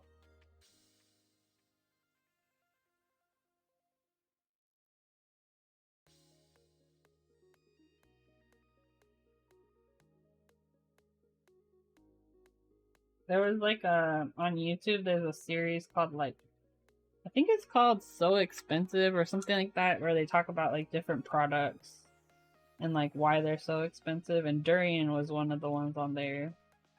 And they talked about how like the habitat used to produce it, like, well, the one farm they had gotten flooded out and it takes like a lot of time for those trees to mature. So there's just not a lot of it on the market. With a big old chopper and bare hands. Oh, I don't think I've ever tried it just straight up like the fruit. It's always been in something. Oh, I guess when I tried it on shave ice, that still had other things with it.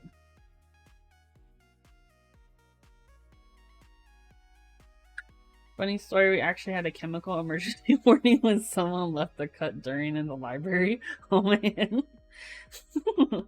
Or there's some not so stinky varieties. I bet that's true. Because yeah, they did talk about like different varieties of durian and how like they cost different. Yeah, like the way they like had it on the tree, they put like a bag over it, and then they like, or some of them they kind of like, it's almost like they make sure that it doesn't get messed up, so, and they like package it on the tree almost. I know when I was in Singapore, I did see like on the train, they had signs for like no durian.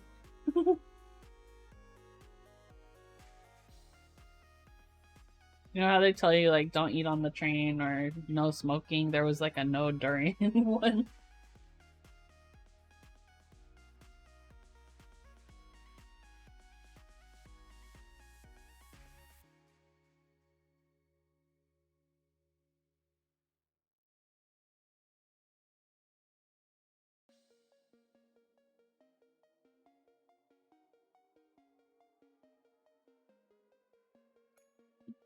Yeah, Singapore is one of the places that I really want to go back to soon. I had a lot of fun there. I like that it's like a lot of different cultures all meshed in one.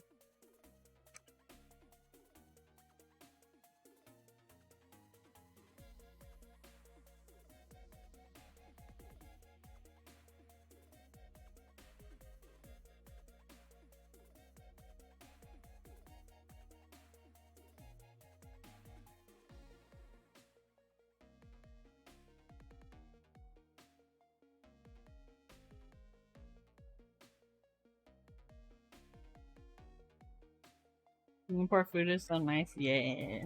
So good. And it's cheap too. I was like, man, I'm a chameleon there.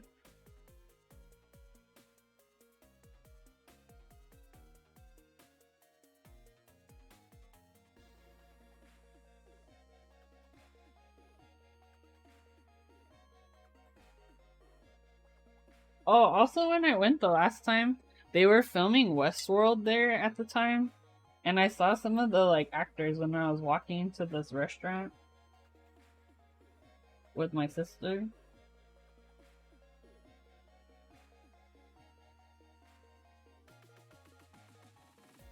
That was crazy.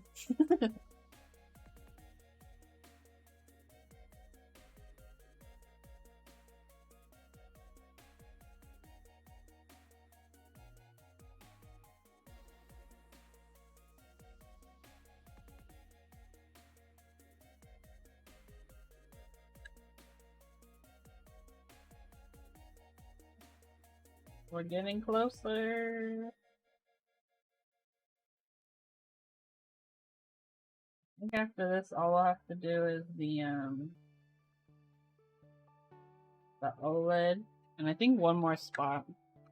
Even though I first tried touring there, the Singapore place near my old work had the best nasi goreng, and we'd have nasi goreng Thursdays. Ooh, that sounds good.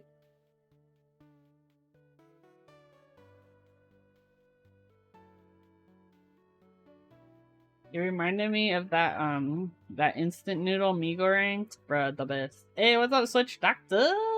Switch Doctor, the kitten, it pooped. He did it. If you weren't here earlier, I showed we have a newborn kitten we've been bottle feeding. Do I have the power?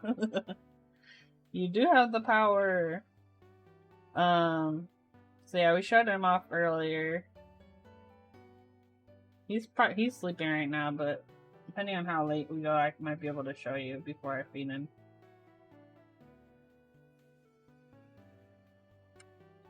He's such a little baby. But yeah, he's like a week old. So he's finally caught up on his weight or whatever. Oh, hello, humble Oscar. I'm good. How are you doing? So good. This receptionist will go order every Thursday to the point of the owner. Oh, heck yeah, that's awesome. I know, I miss going to the office mostly because we would go eat fun places. And also, like, my work, if it was somebody's birthday, they would pay for our lunch. So we'd always try to go to the fancy places. Oh, thank you. That's my cat, Winnie. She's sleeping.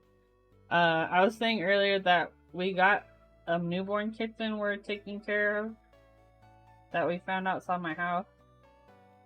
So I gotta feed him later, which is why I'm streaming a little bit later tonight, because I gotta stay up.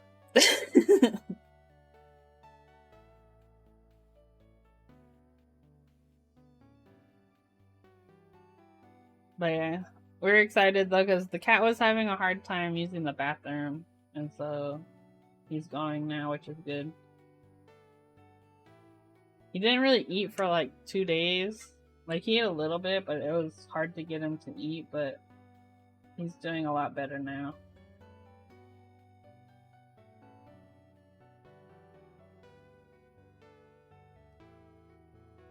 But yeah, the one behind me is Winnie.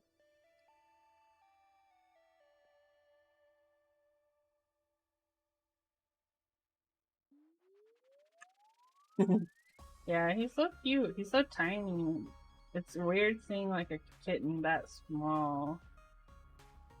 Because the ones that I've had have typically, when I get them, are maybe like 4 weeks or 8 weeks old. So it's been weird having like a really teeny tiny baby. Okay. I think we did it.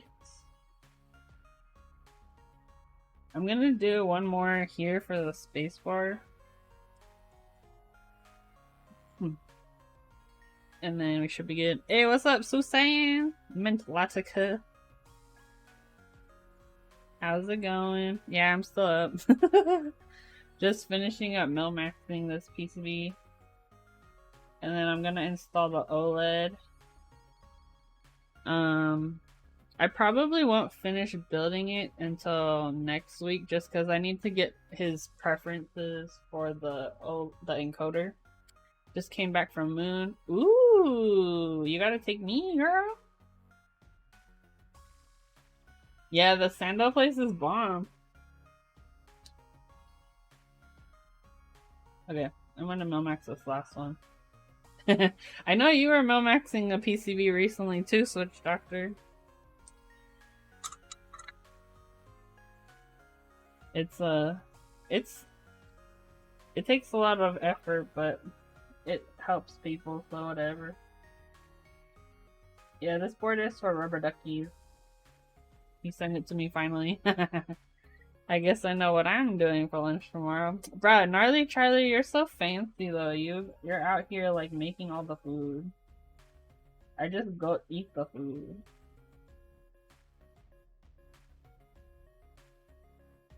Ooh, although I did order some pasta. This is really random. I got influenced by TikTok. And I ordered this pasta that's from they had it at Bristol Farms. And it's called fusilli col buco. Let me pull up a picture. And I was like, I really want this pasta. Okay, let's see. Fusilli col buco. Images. This is a pretty good picture. Okay, let me show you. But it looks like spaghetti noodles, but they're like long, but they're like curly. This is a picture of it. It's a really long noodle, but it's curly. So it comes out like this. And it's like the thing on TikTok right now. So I got influenced and I ordered some. It kind of reminds me, it looks kind of like ramen almost, but it's thicker. But look at that. Come on. That's just ramen. Well, it's like more of like an Italian pasta. But yeah, it's like a long, skinny, but it's like, I got this one. It's very, this package is very small. Or like it looks small in the picture. It's huge. It's probably like this big. It's hefty. It's thick. So I got 2 packages of it, and I'm gonna make like a pesto burrata pasta. If that's right. I know what burratas are. Yeah, right? In a cheese sauce. Looks good. So yeah, I'm gonna make that soon. Okay, let's test our PCB real fast. The socket looks like it's not all the way in.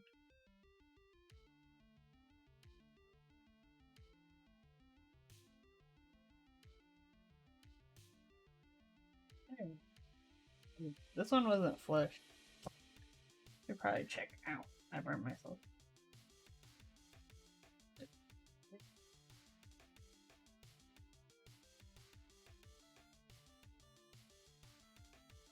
Okay, let's plug this in and we'll test it. I have 1 ball of burrata left in the fridge. Oh no. I've never bought it before, but I've watched like every video on YouTube about it. Okay, let me pull up Vial or Vial or however you want to pronounce it. Oh, the controller's not plugged in. Hold on. Plug this in. Uh-oh. So that. I'm gonna put some tape on the controller to prevent shorting.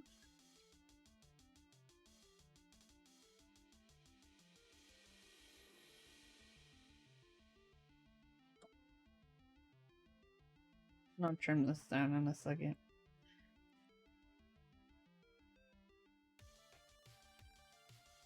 Okay. Yeah.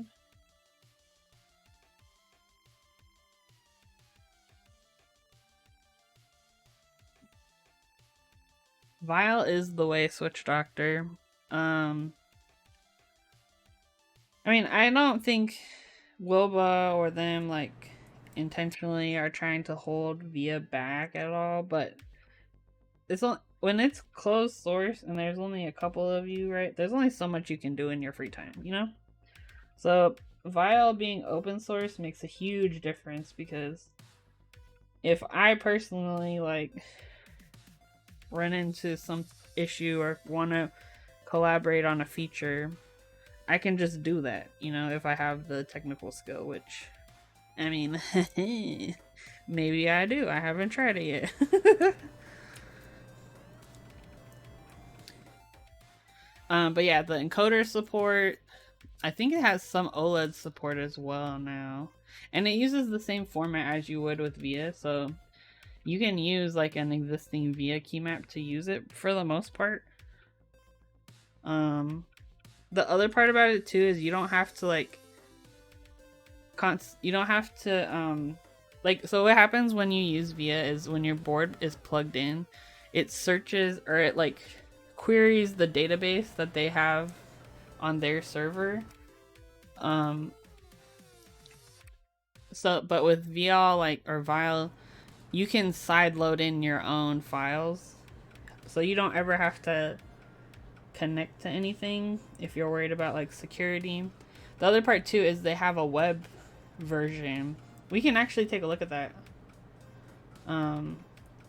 Because like an issue I run into at work, on my work computer is I can't download VIA because it thinks it's like spam or a virus basically. But the web client I can use on my work computer.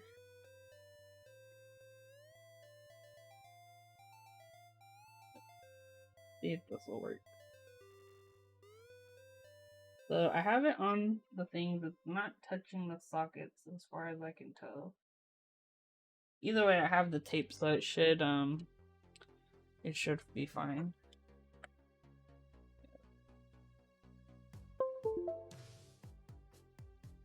Okay, so let's try using the web client. You can probably still use VIA by downloading it, then opening it with Option and right click. Well, I think it was the certificates or something. It was like getting mad. I don't know. It was like some administrative thing. Okay. Dude, y'all. Oh, crap. I guess I gotta use this keyboard. ASDF.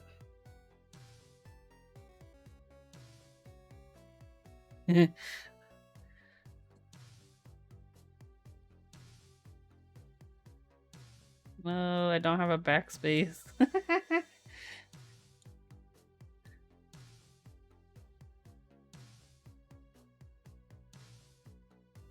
I'm back. VIA keyboard. There you go. Okay. That always happens to me. Okay, so if we open Vile, normally you would download it, but now they have a Vile web option. So all you gotta do is open it, click start, and the URL is vile.rocks. And then here, you can't see it, but there's a little window that's come up that it basically has you acknowledge that you want to connect to, it says an HID device, which is the HID API is what they're using to connect to your input device, which is our keyboard. So it'll start it up. And then you got your freaking Vile. We can test the matrix.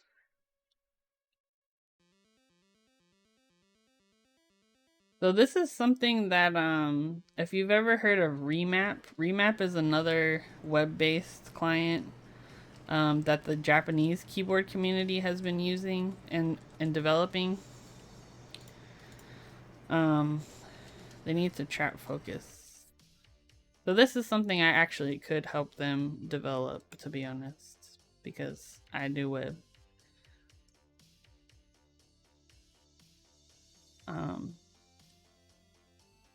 So yeah. JavaScript devs are out of control. Well, they have a couple things they do actually need to work on, but I could help them with that actually. Because that was my main reason for not already having contributed to Vile, is that I had to set up a Python environment and I was like, I'm lazy for this. I was having issues trying to install the dependencies. Okay, so now we're going to install the OLED. I think I can do it without, well, I'll remove these switches. Because I don't need the switches anymore. Make sure we can get them out of here.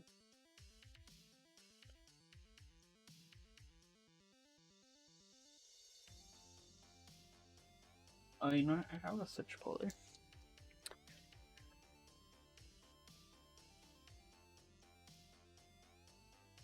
Oh yeah, Switch Doctor, I got these oil kings in.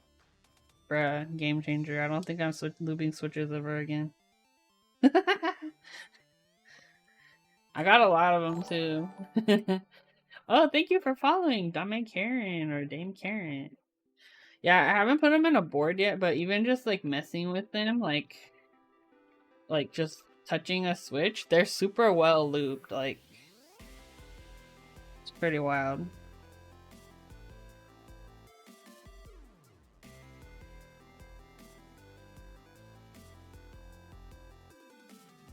Oh, also, it seems consistent from what I've seen so far. I'll do some more like checking it, but I'm like, dang, if I don't have to loop switches, I'll be happy.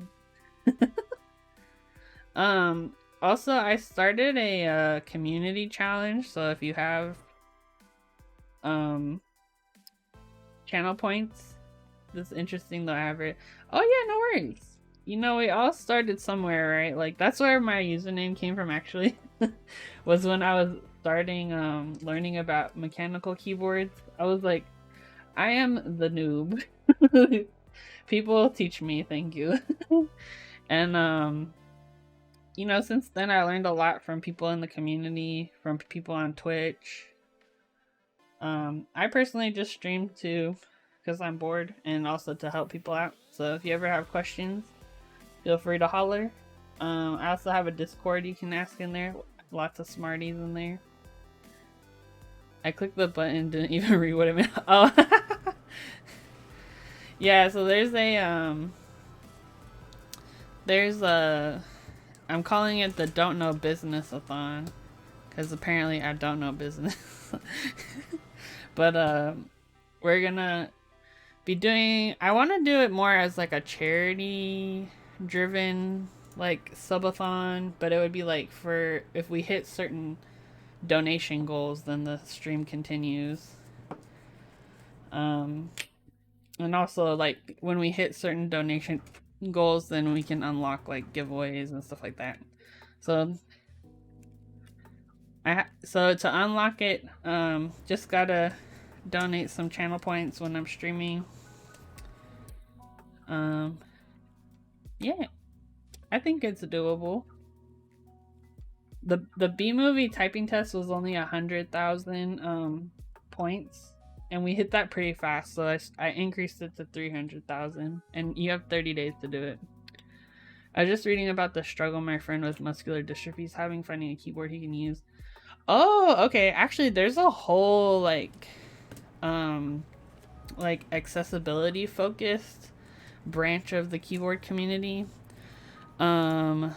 You might take a look at like stenography keyboards. So not that that particular keyboard would work, but a lot of them are like involved in like accessibility stuff as well. I'm trying to remember. There's a keyboard. There's a couple that are designed for like one-handed people, but also like there's ones that are designed for people with. Oh, it expired. Uh-oh. Did my baby? Is my URL not working anymore? Hold on. Hold on. We gotta fix this. Oh no, it's not working. Okay, let me generate one. Here. Use this. I need to check my boosties. Oh, we lost the boost. It's okay. It's okay. But yeah, there's definitely like sections of the mechanical keyboard hobby that are like involved in accessibility. So yeah, feel free to join my Discord and ask for like recommendations. I'm sure there's somebody in there who knows more about it, but it's definitely something that I'm always interested in. I think it's super interesting.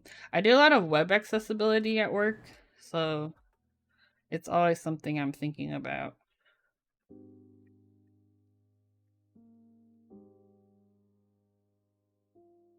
But yeah, there's some cool people on our mechanical keyboards read it, I know there was this one person who like they only had use of their feet and they designed a keyboard that would work with that. It was really cool. But yeah, having the option to customize makes a huge difference, right? Okay, so we're gonna do the OLED now. They'd recommend putting down some tape over these pins. So I'm gonna put some down, but I'm also gonna put some on the back of the OLED.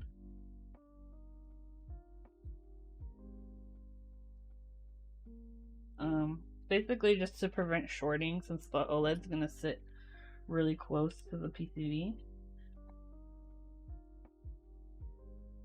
So if you haven't used the OLED before, they're these LED screens.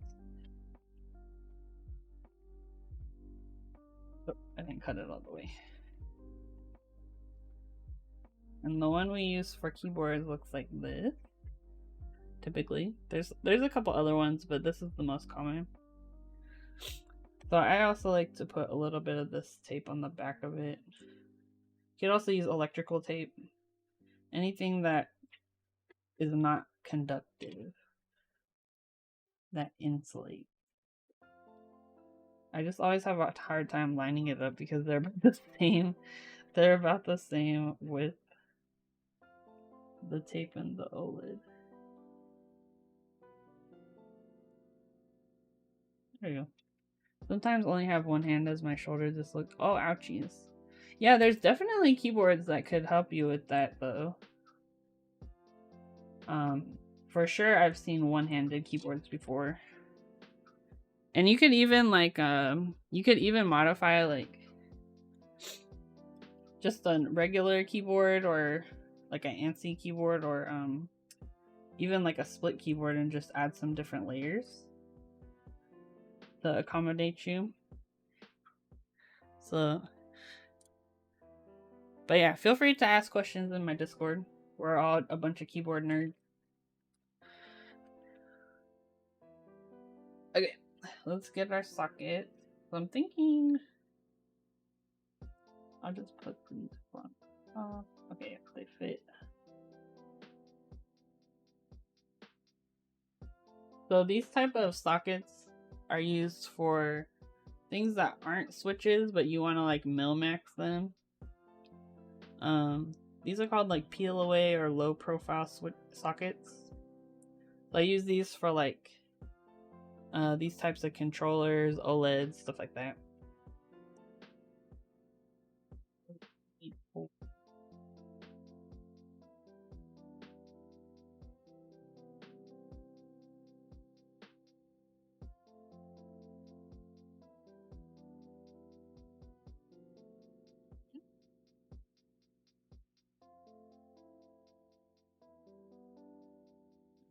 Solder these in to place. I'm gonna put a piece of tape to hold them down while we're soldering. One thing I found with Twitch, for example, even though the reply function isn't perfect, being able to just click on someone to reply is so much easier. Oh, nice. Yeah, Twitch's like chat sometimes can be kind of buggy too.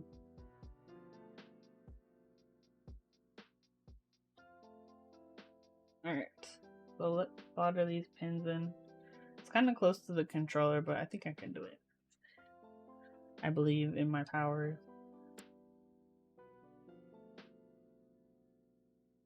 So it's these 4 little pins here, and I'm just gonna try not to get solder into these holes behind it.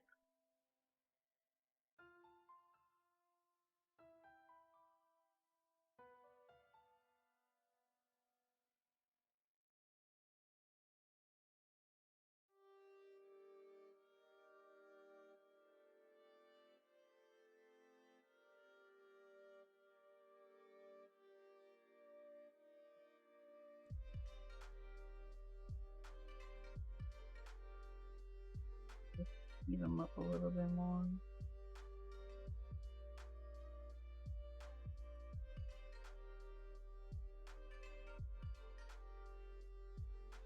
Alright.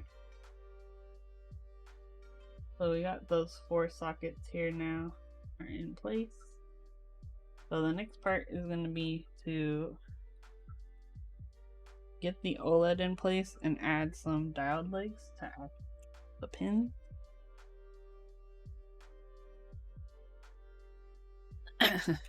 So these are the diodes we used earlier. I don't know where my diode leg bag is. It must be somewhere, but I don't know where it went. So I'm putting it through the OLED and then into the socket. We'll trim these down once we solder them in.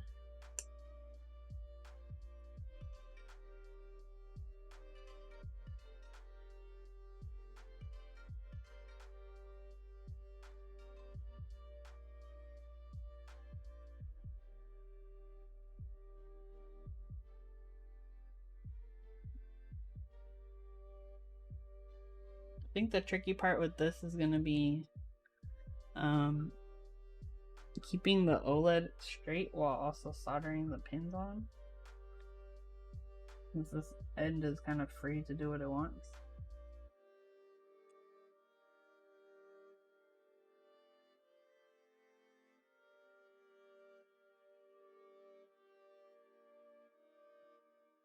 I think what I'll do is I'll solder one of them and then try to like position it.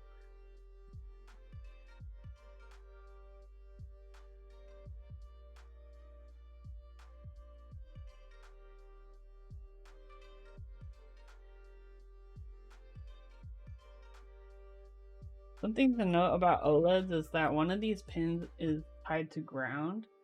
This one here, the square one, that pin is always going to take longer to heat up, and also makes it more difficult to desolder.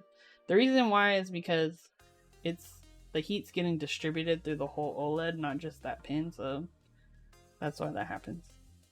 Off to eat a hot dog? Heck yeah. See you later, Gnarly Charlie. Have a good night.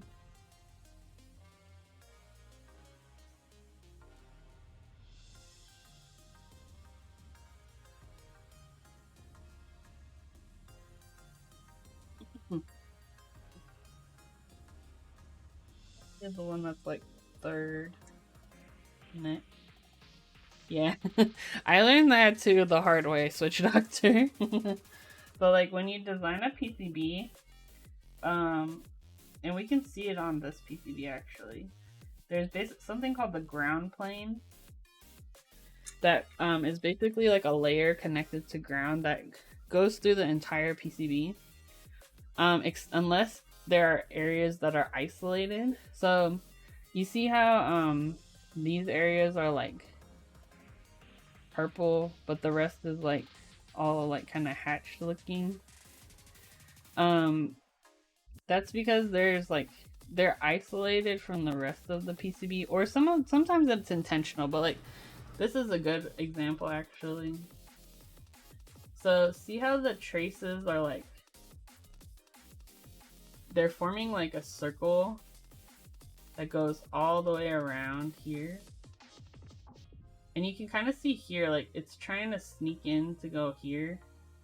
Basically, like if they had pushed this trace down slightly and this one down slightly, then the ground plane could have been connected here. But basically this area is not connected to ground at all.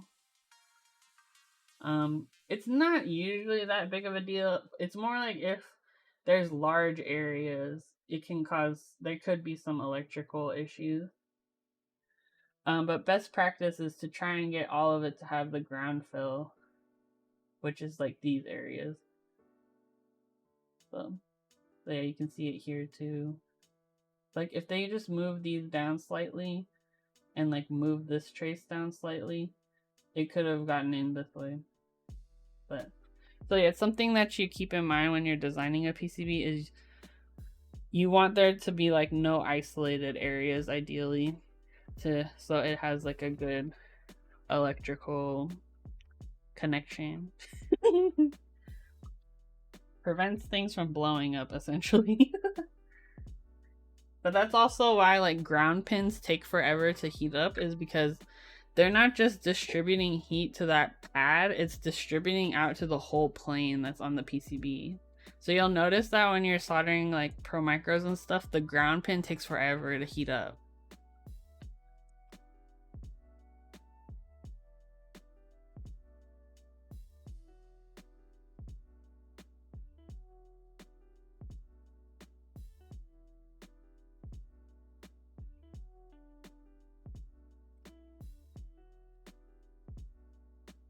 Alright, we got around there. So now I'm gonna just clip off these ends.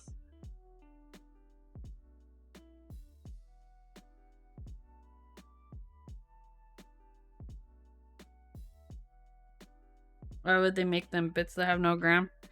I mean, it's either not intentional or they don't really think it's that big of a deal. Since they're pretty small areas,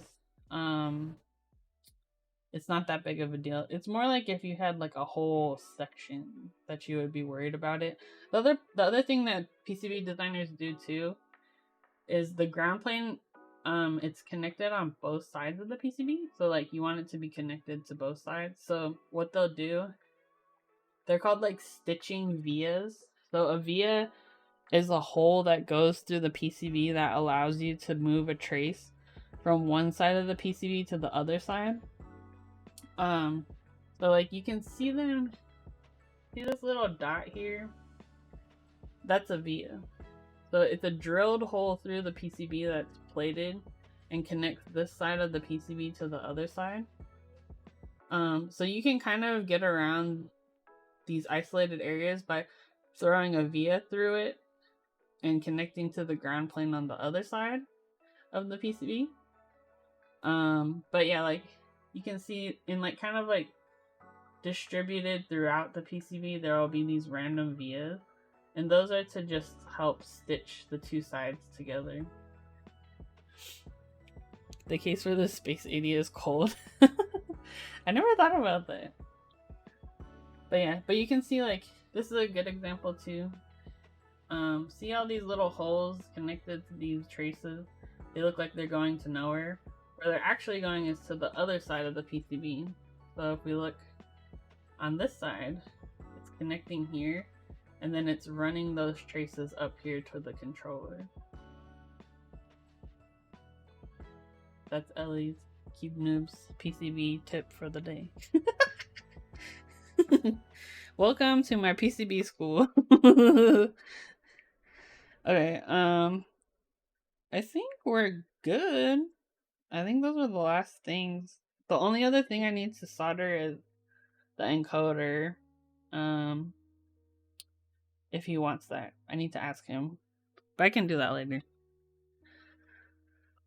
Look it up. Okay, but yeah, I want to test the OLED real fast, and then I think good for tonight. What time is it? Oh, it's almost 11. Dang! They are tiny. They're very tiny. Keep Noob School. Yeah, usually we do PCB school on Wednesday. And by PCB school, I mean I try to make a PCB and look confused most of the time. Yeah, I'm finishing up the garbage truck actually. Pray for not bend pins while I fix these stabs. Oh heck yeah. We shall, we shall. There we go. Okay, so you can see the OLED is turning on. By default, it says layer and base. So I'm assuming that when you toggle layers, it'll change something on here. I think Rubber Duckies might have asked for a bongo cat, but I'm gonna see if there's a duck one. Cause that would be cute. Come back in. Okay, let me put all the parts back in here and do a little cleanup. That confused look that almost killed Doc. Hey, that was the look of horror, okay? Because I was watching this show. That's not my fault, okay? She did that to herself. I wasn't involved.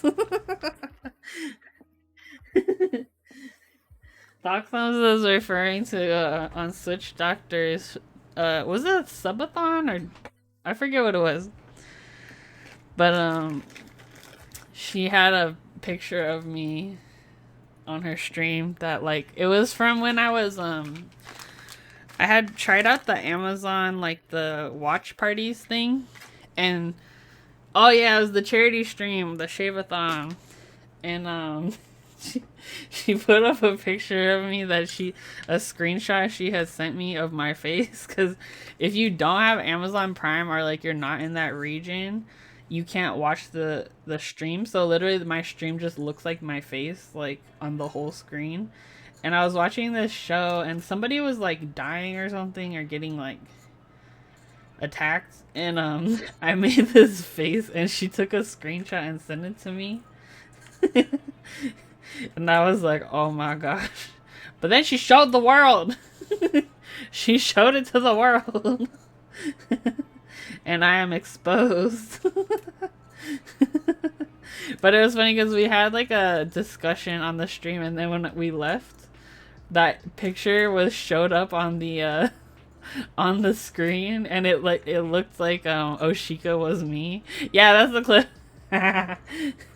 It was so funny. Oh my gosh. And we were still in the call like talking after we left the stream. And then I just hear like my name being said. And I was like, look over and I'm like, oh my gosh. It was so funny. She was like on the ground.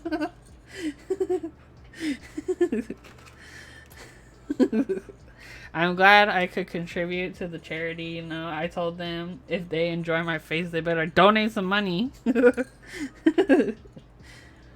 It's for a good cause, you know. Oh, it's too funny. Yeah, me and Switch Doctor will send screenshots of each other sometimes. That and like I'm always asking her about like Australia animals. I'm like, what is this animal I saw on TikTok? That guy, yeah, see? For charity. I'm willing to be embarrassed for charity. Which is probably what will happen during the charity stream. It's too funny. Alright.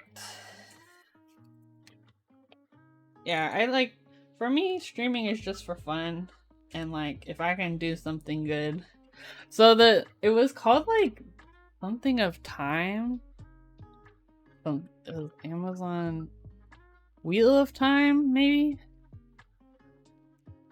Yeah, the Wheel of Time. It was like episode 1 or 2. And number 1, that show is not very good.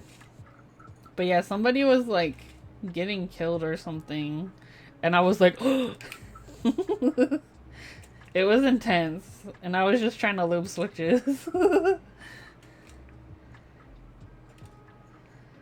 But yeah, the show wasn't very good. And it's that like watch party thing, it's kind of cool, but it's hard to like find shows that are like good, you know? It's kind of like the weird shows they just throw in there for funsies. Okay, let me put these with the rest of this stuff.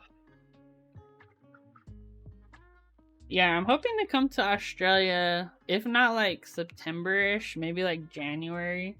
Because my friend is going to a wedding in New Zealand in January that I'm probably going to go with her. So I was like, I'm over there already. I'll just hop over.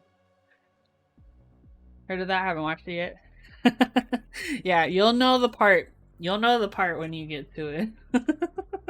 You will also be making that face. It's too much. Yeah, right? It's like, I could just swim across, right? Like... Okay, let me clean this up. So yeah, I need to double check with Rubber Duckies about which options he wants, but once I do that, probably on Wednesday we'll finish this up. Because all we really gotta do is install the stabilizers. Maybe an encoder if he wants an encoder. But yeah, we're done. Looks pretty good. This is a fairly easy kit to build too. The only reason it's taking so long is because we had to max it, but I definitely, if like, I don't think he has any in stock, but if you're able to get a hold of one, definitely a pretty easy through hole build. It'll be cool, but oh yeah, I just want to see Switch Doctor and hang out. I don't really care about the weather too much. Look at this, it's so cool. Look at Winnie cleaning herself. So yeah, when we're done, we're gonna use the rainbow switches, number 1, but it's gonna look something like this. So let me put this so you can see how the OLED system is. Yeah. Oh, also Switch Doctor, I was gonna ask you about I was watching this video where this guy rode this train in Australia. That looked fun. I don't think I can do it. I believed, but I'd... Yeah, so this board's called the Fruitbar, and it's from Fruity Keys. He does some really cool like 40% keyboards mostly. Okay. This is the hard part about Milmix, is getting the switches in. There we go. Oh, okay. So yeah, the OLED sits real close to the top plate. Oh, you know what? I might actually have to lower it a little bit. Is that possible though? Okay, I'm gonna have to lower the OLED a little bit. I'm gonna just do that real fast. He was lying when he said that the OLED has to be like really close to the PCB. Because there's not a lot of clearance space. You know what? I might desolder and then solder again. So these switches are called the Rainbow Ice switches, I think. They're from Thought Keys. He sent them to me because, you know, we're a streamer and he's my sponsor. They're super cheap though, like... I gotta feed the baby soon. The spacebar is... Oh, is it the board that you built the other day that you're working on? But it only ticks when it's assembled?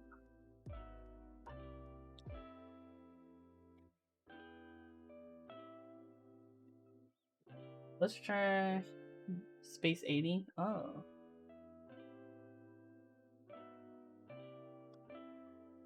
Wonder what's wrong with it.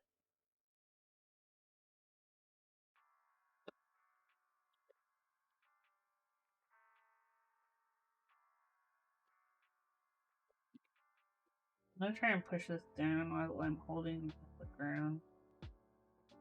I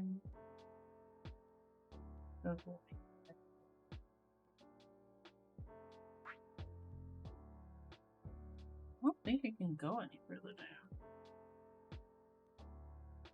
I'm holding it up. The component?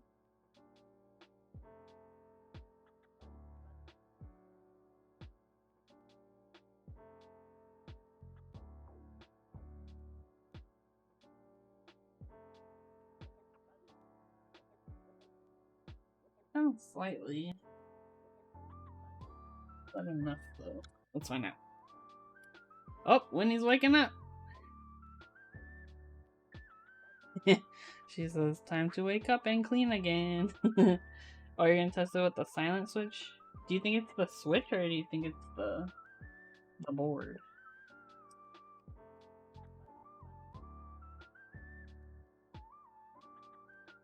So too high. What is holding up this OLED? Yeah, I'm gonna try it again. Tried swapping the switch in the stream. Oh. lame.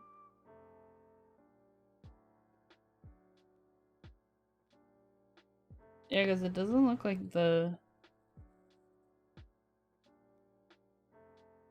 nothing should be holding it up. Let me heat up this pin again. Of course, it's the ground pin.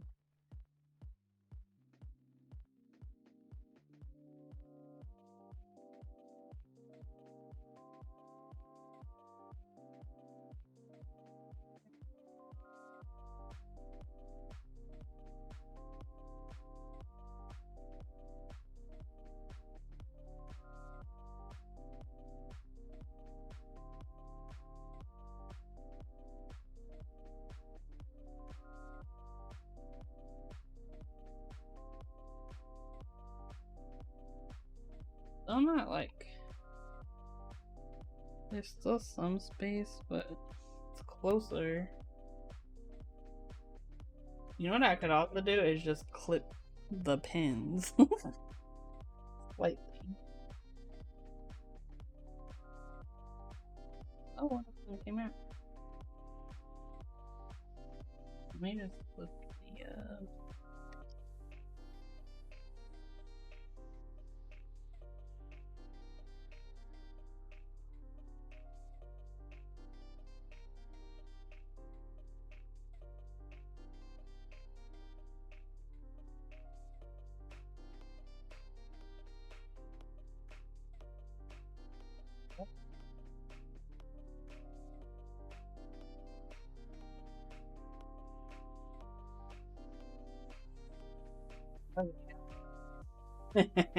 Heck yeah, sockets for the win, baby.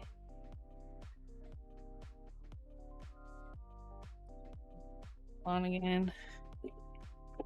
Yeah, I highly recommend with these kinds of builds. I pretty much exclusively will, like, if I'm building a through-hole board with like a Pro Micro, I almost exclusively will socket the Pro Micro, as well as like any OLEDs I'm working with, just because it makes it so much easier to remove and to tweak.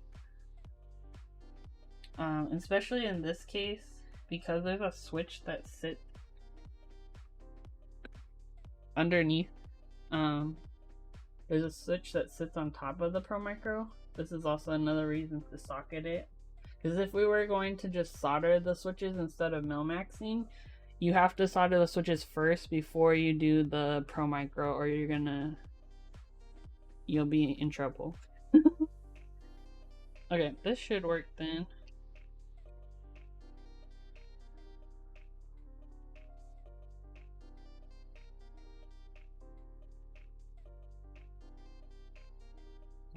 It's still a little high, but that's not something I can fix. Can I? It's like really, really tight. Like, well, let me see if I put in another switch if it's still like that.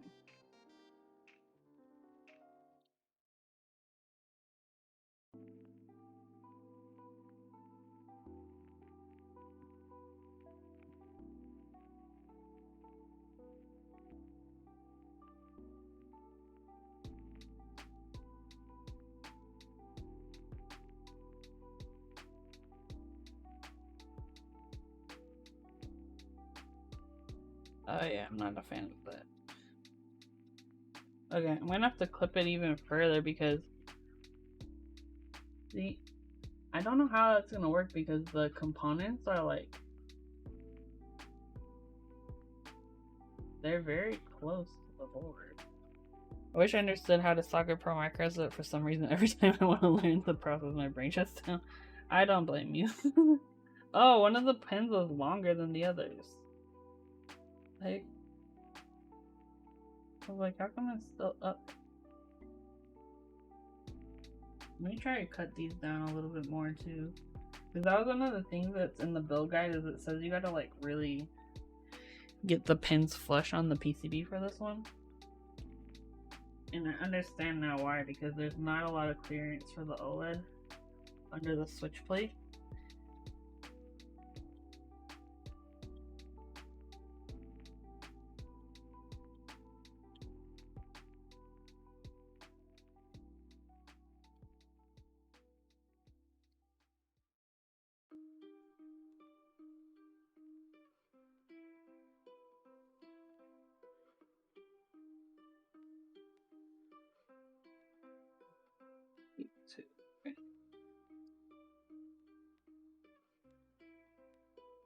Tanya, for the Pro Micro process, I'm working on a build, like a guide for that, so maybe you can be my test subject for this. You can test it out and see if I'm making sense for me. You'll just stab. What kind of stabs do you have in there right now? Are they clip-ins or screw-in stabs?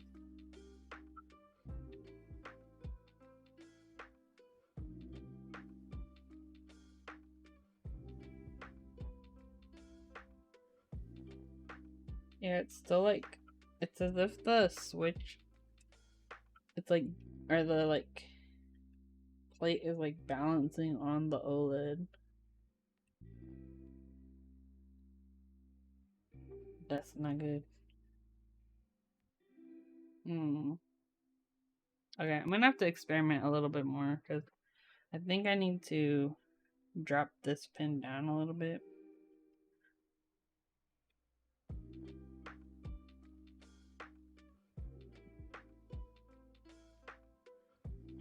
If it's still not working, what I think I'll need to do is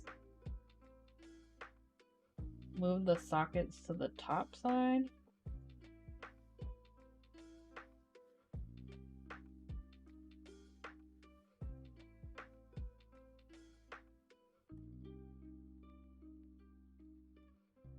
Hey, what's up? Bronze 1 ranked? Heck yeah. Bro, I have not played Apex in so long.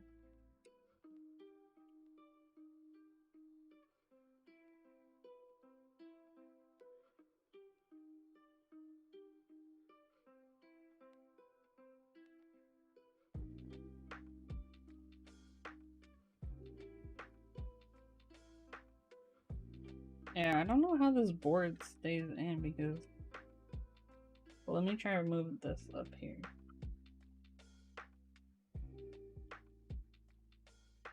Basically what's happening is there's not a ton of space for the OLED to exist.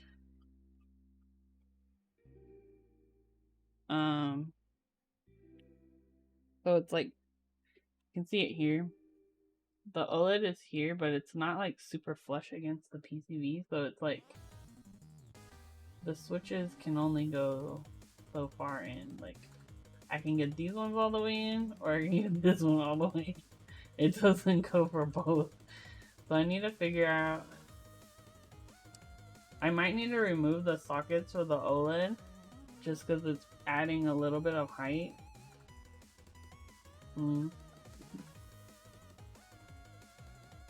Which, I mean, that's not the worst thing ever, but even with the sockets removed, I don't think it's gonna get that much shorter, because, you know, there's like components on the bottom. Like, I want to see if I put this here and put this on, if it'll still give me issues.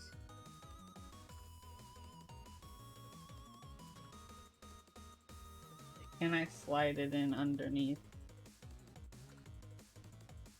Because it technically would have more room because of the Milmax sockets too. Oh. Okay, so this is with the switches all the way in. Like that. And if I try to slide the OLED in... Oh, it like just barely fits. Oh, you know what? Maybe I just need to put down the top piece.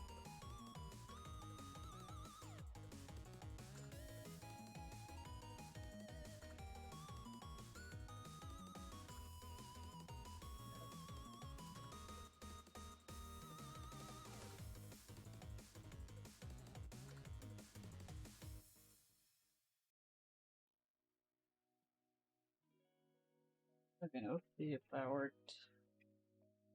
Hey, what's up, Milk? How's it going?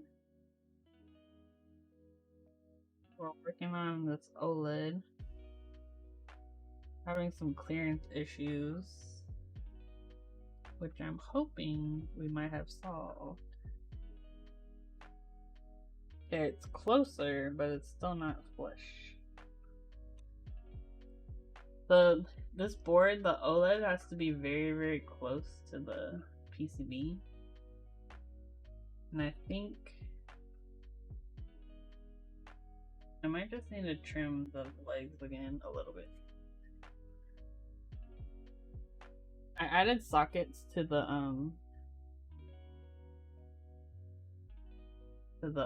OLED just for convenience sake. And also this is Milmax board, so the person using it won't be doing any soldering. But I'm trying to test out if this will fit or not.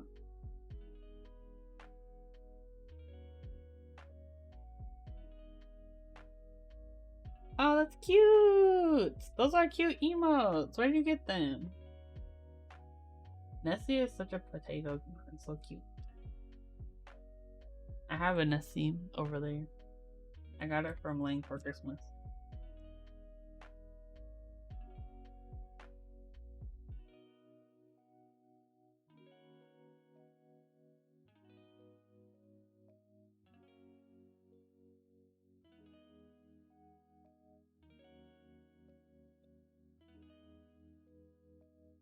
Getting closer.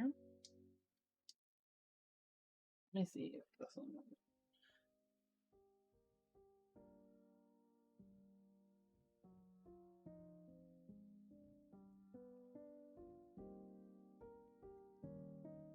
Let me take the one.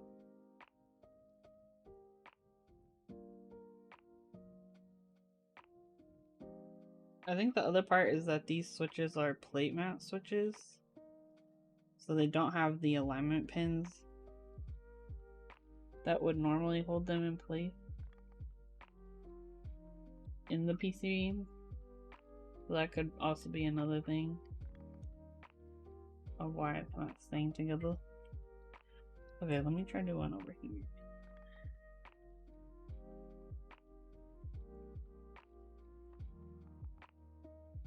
Oh, how dare you! Okay. Yeah, it's still kind of wobbly.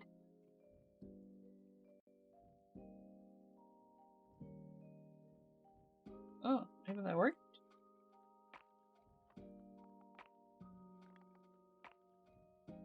Not perfect, but let me try one more switch and then... I basically just want to make sure that this plate stays attached to the PCB.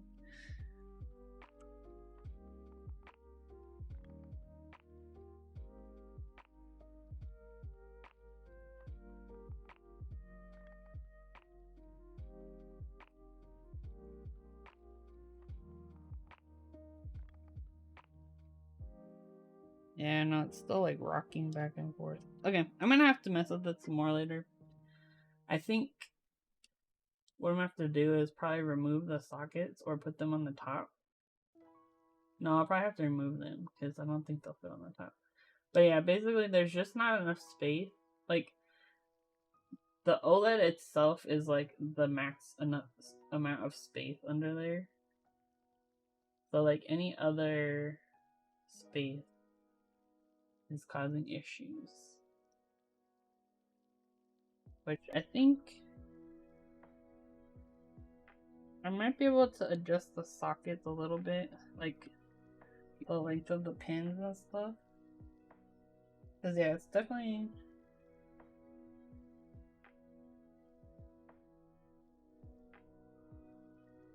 But I feel like that's just the width of the thing. Like it's... I don't know. I'm gonna have to mess around with it. But yeah, I think I might have to just remove the sockets altogether. Because I think they're too... Even just the small amount of height is messing with it. Which you would... I guess it is slightly taller than the Milmax socket. I wonder if I switch to Milmax instead of this style, if it would work. Because I was thinking the Milmax sockets would be about the same height, but I think the low pro ones are slightly taller. Maybe that's what it is. I think I have enough sockets actually. Okay, we're getting crazy. I changed. No, I gotta get up. I gotta feed the baby. I gotta feed the cat baby. I'm all excited now. Okay, we'll come back to this next time. Cause yeah, I think what I can do is change these sockets out for the other socket, and then hopefully, I don't know if it'll fit actually in these holes, but if not, we'll just manually solder it on and figure it out from there. Cause yeah, I wanna make sure that it assembles well and isn't trying to like push switches out randomly. Especially since they're not gonna be soldered in, they're just gonna be Milmac like pressed in. That makes a big difference as well. Alright, let me clean up my crap and we can see if anybody's streaming. I wonder if one of our Australia friends is on. Usually around this time of night is when I'm like finishing up work. And so I end up catching a lot of like Australia streams. Also need to feed the baby. Yeah, you gotta feed yourself. You are the baby. Your baby. No Oshika stream? What am... Oh my gosh. Okay, well, actually, Patty is streaming tonight and she's featured on the front page of Twitch. So let's rate her and support her for Asian Pacific Islander Heritage Month. Let's say, let's do a raid message. Happy...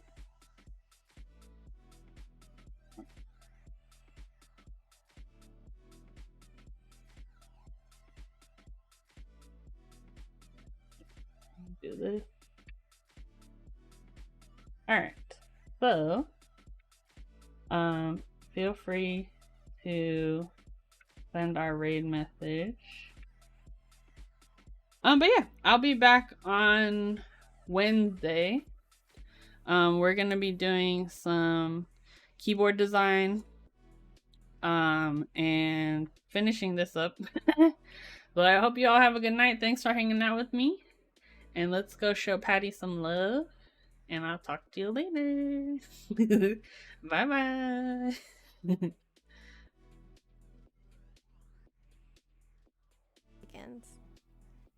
I want to make sure, like, the place I end up living, I can have chickens.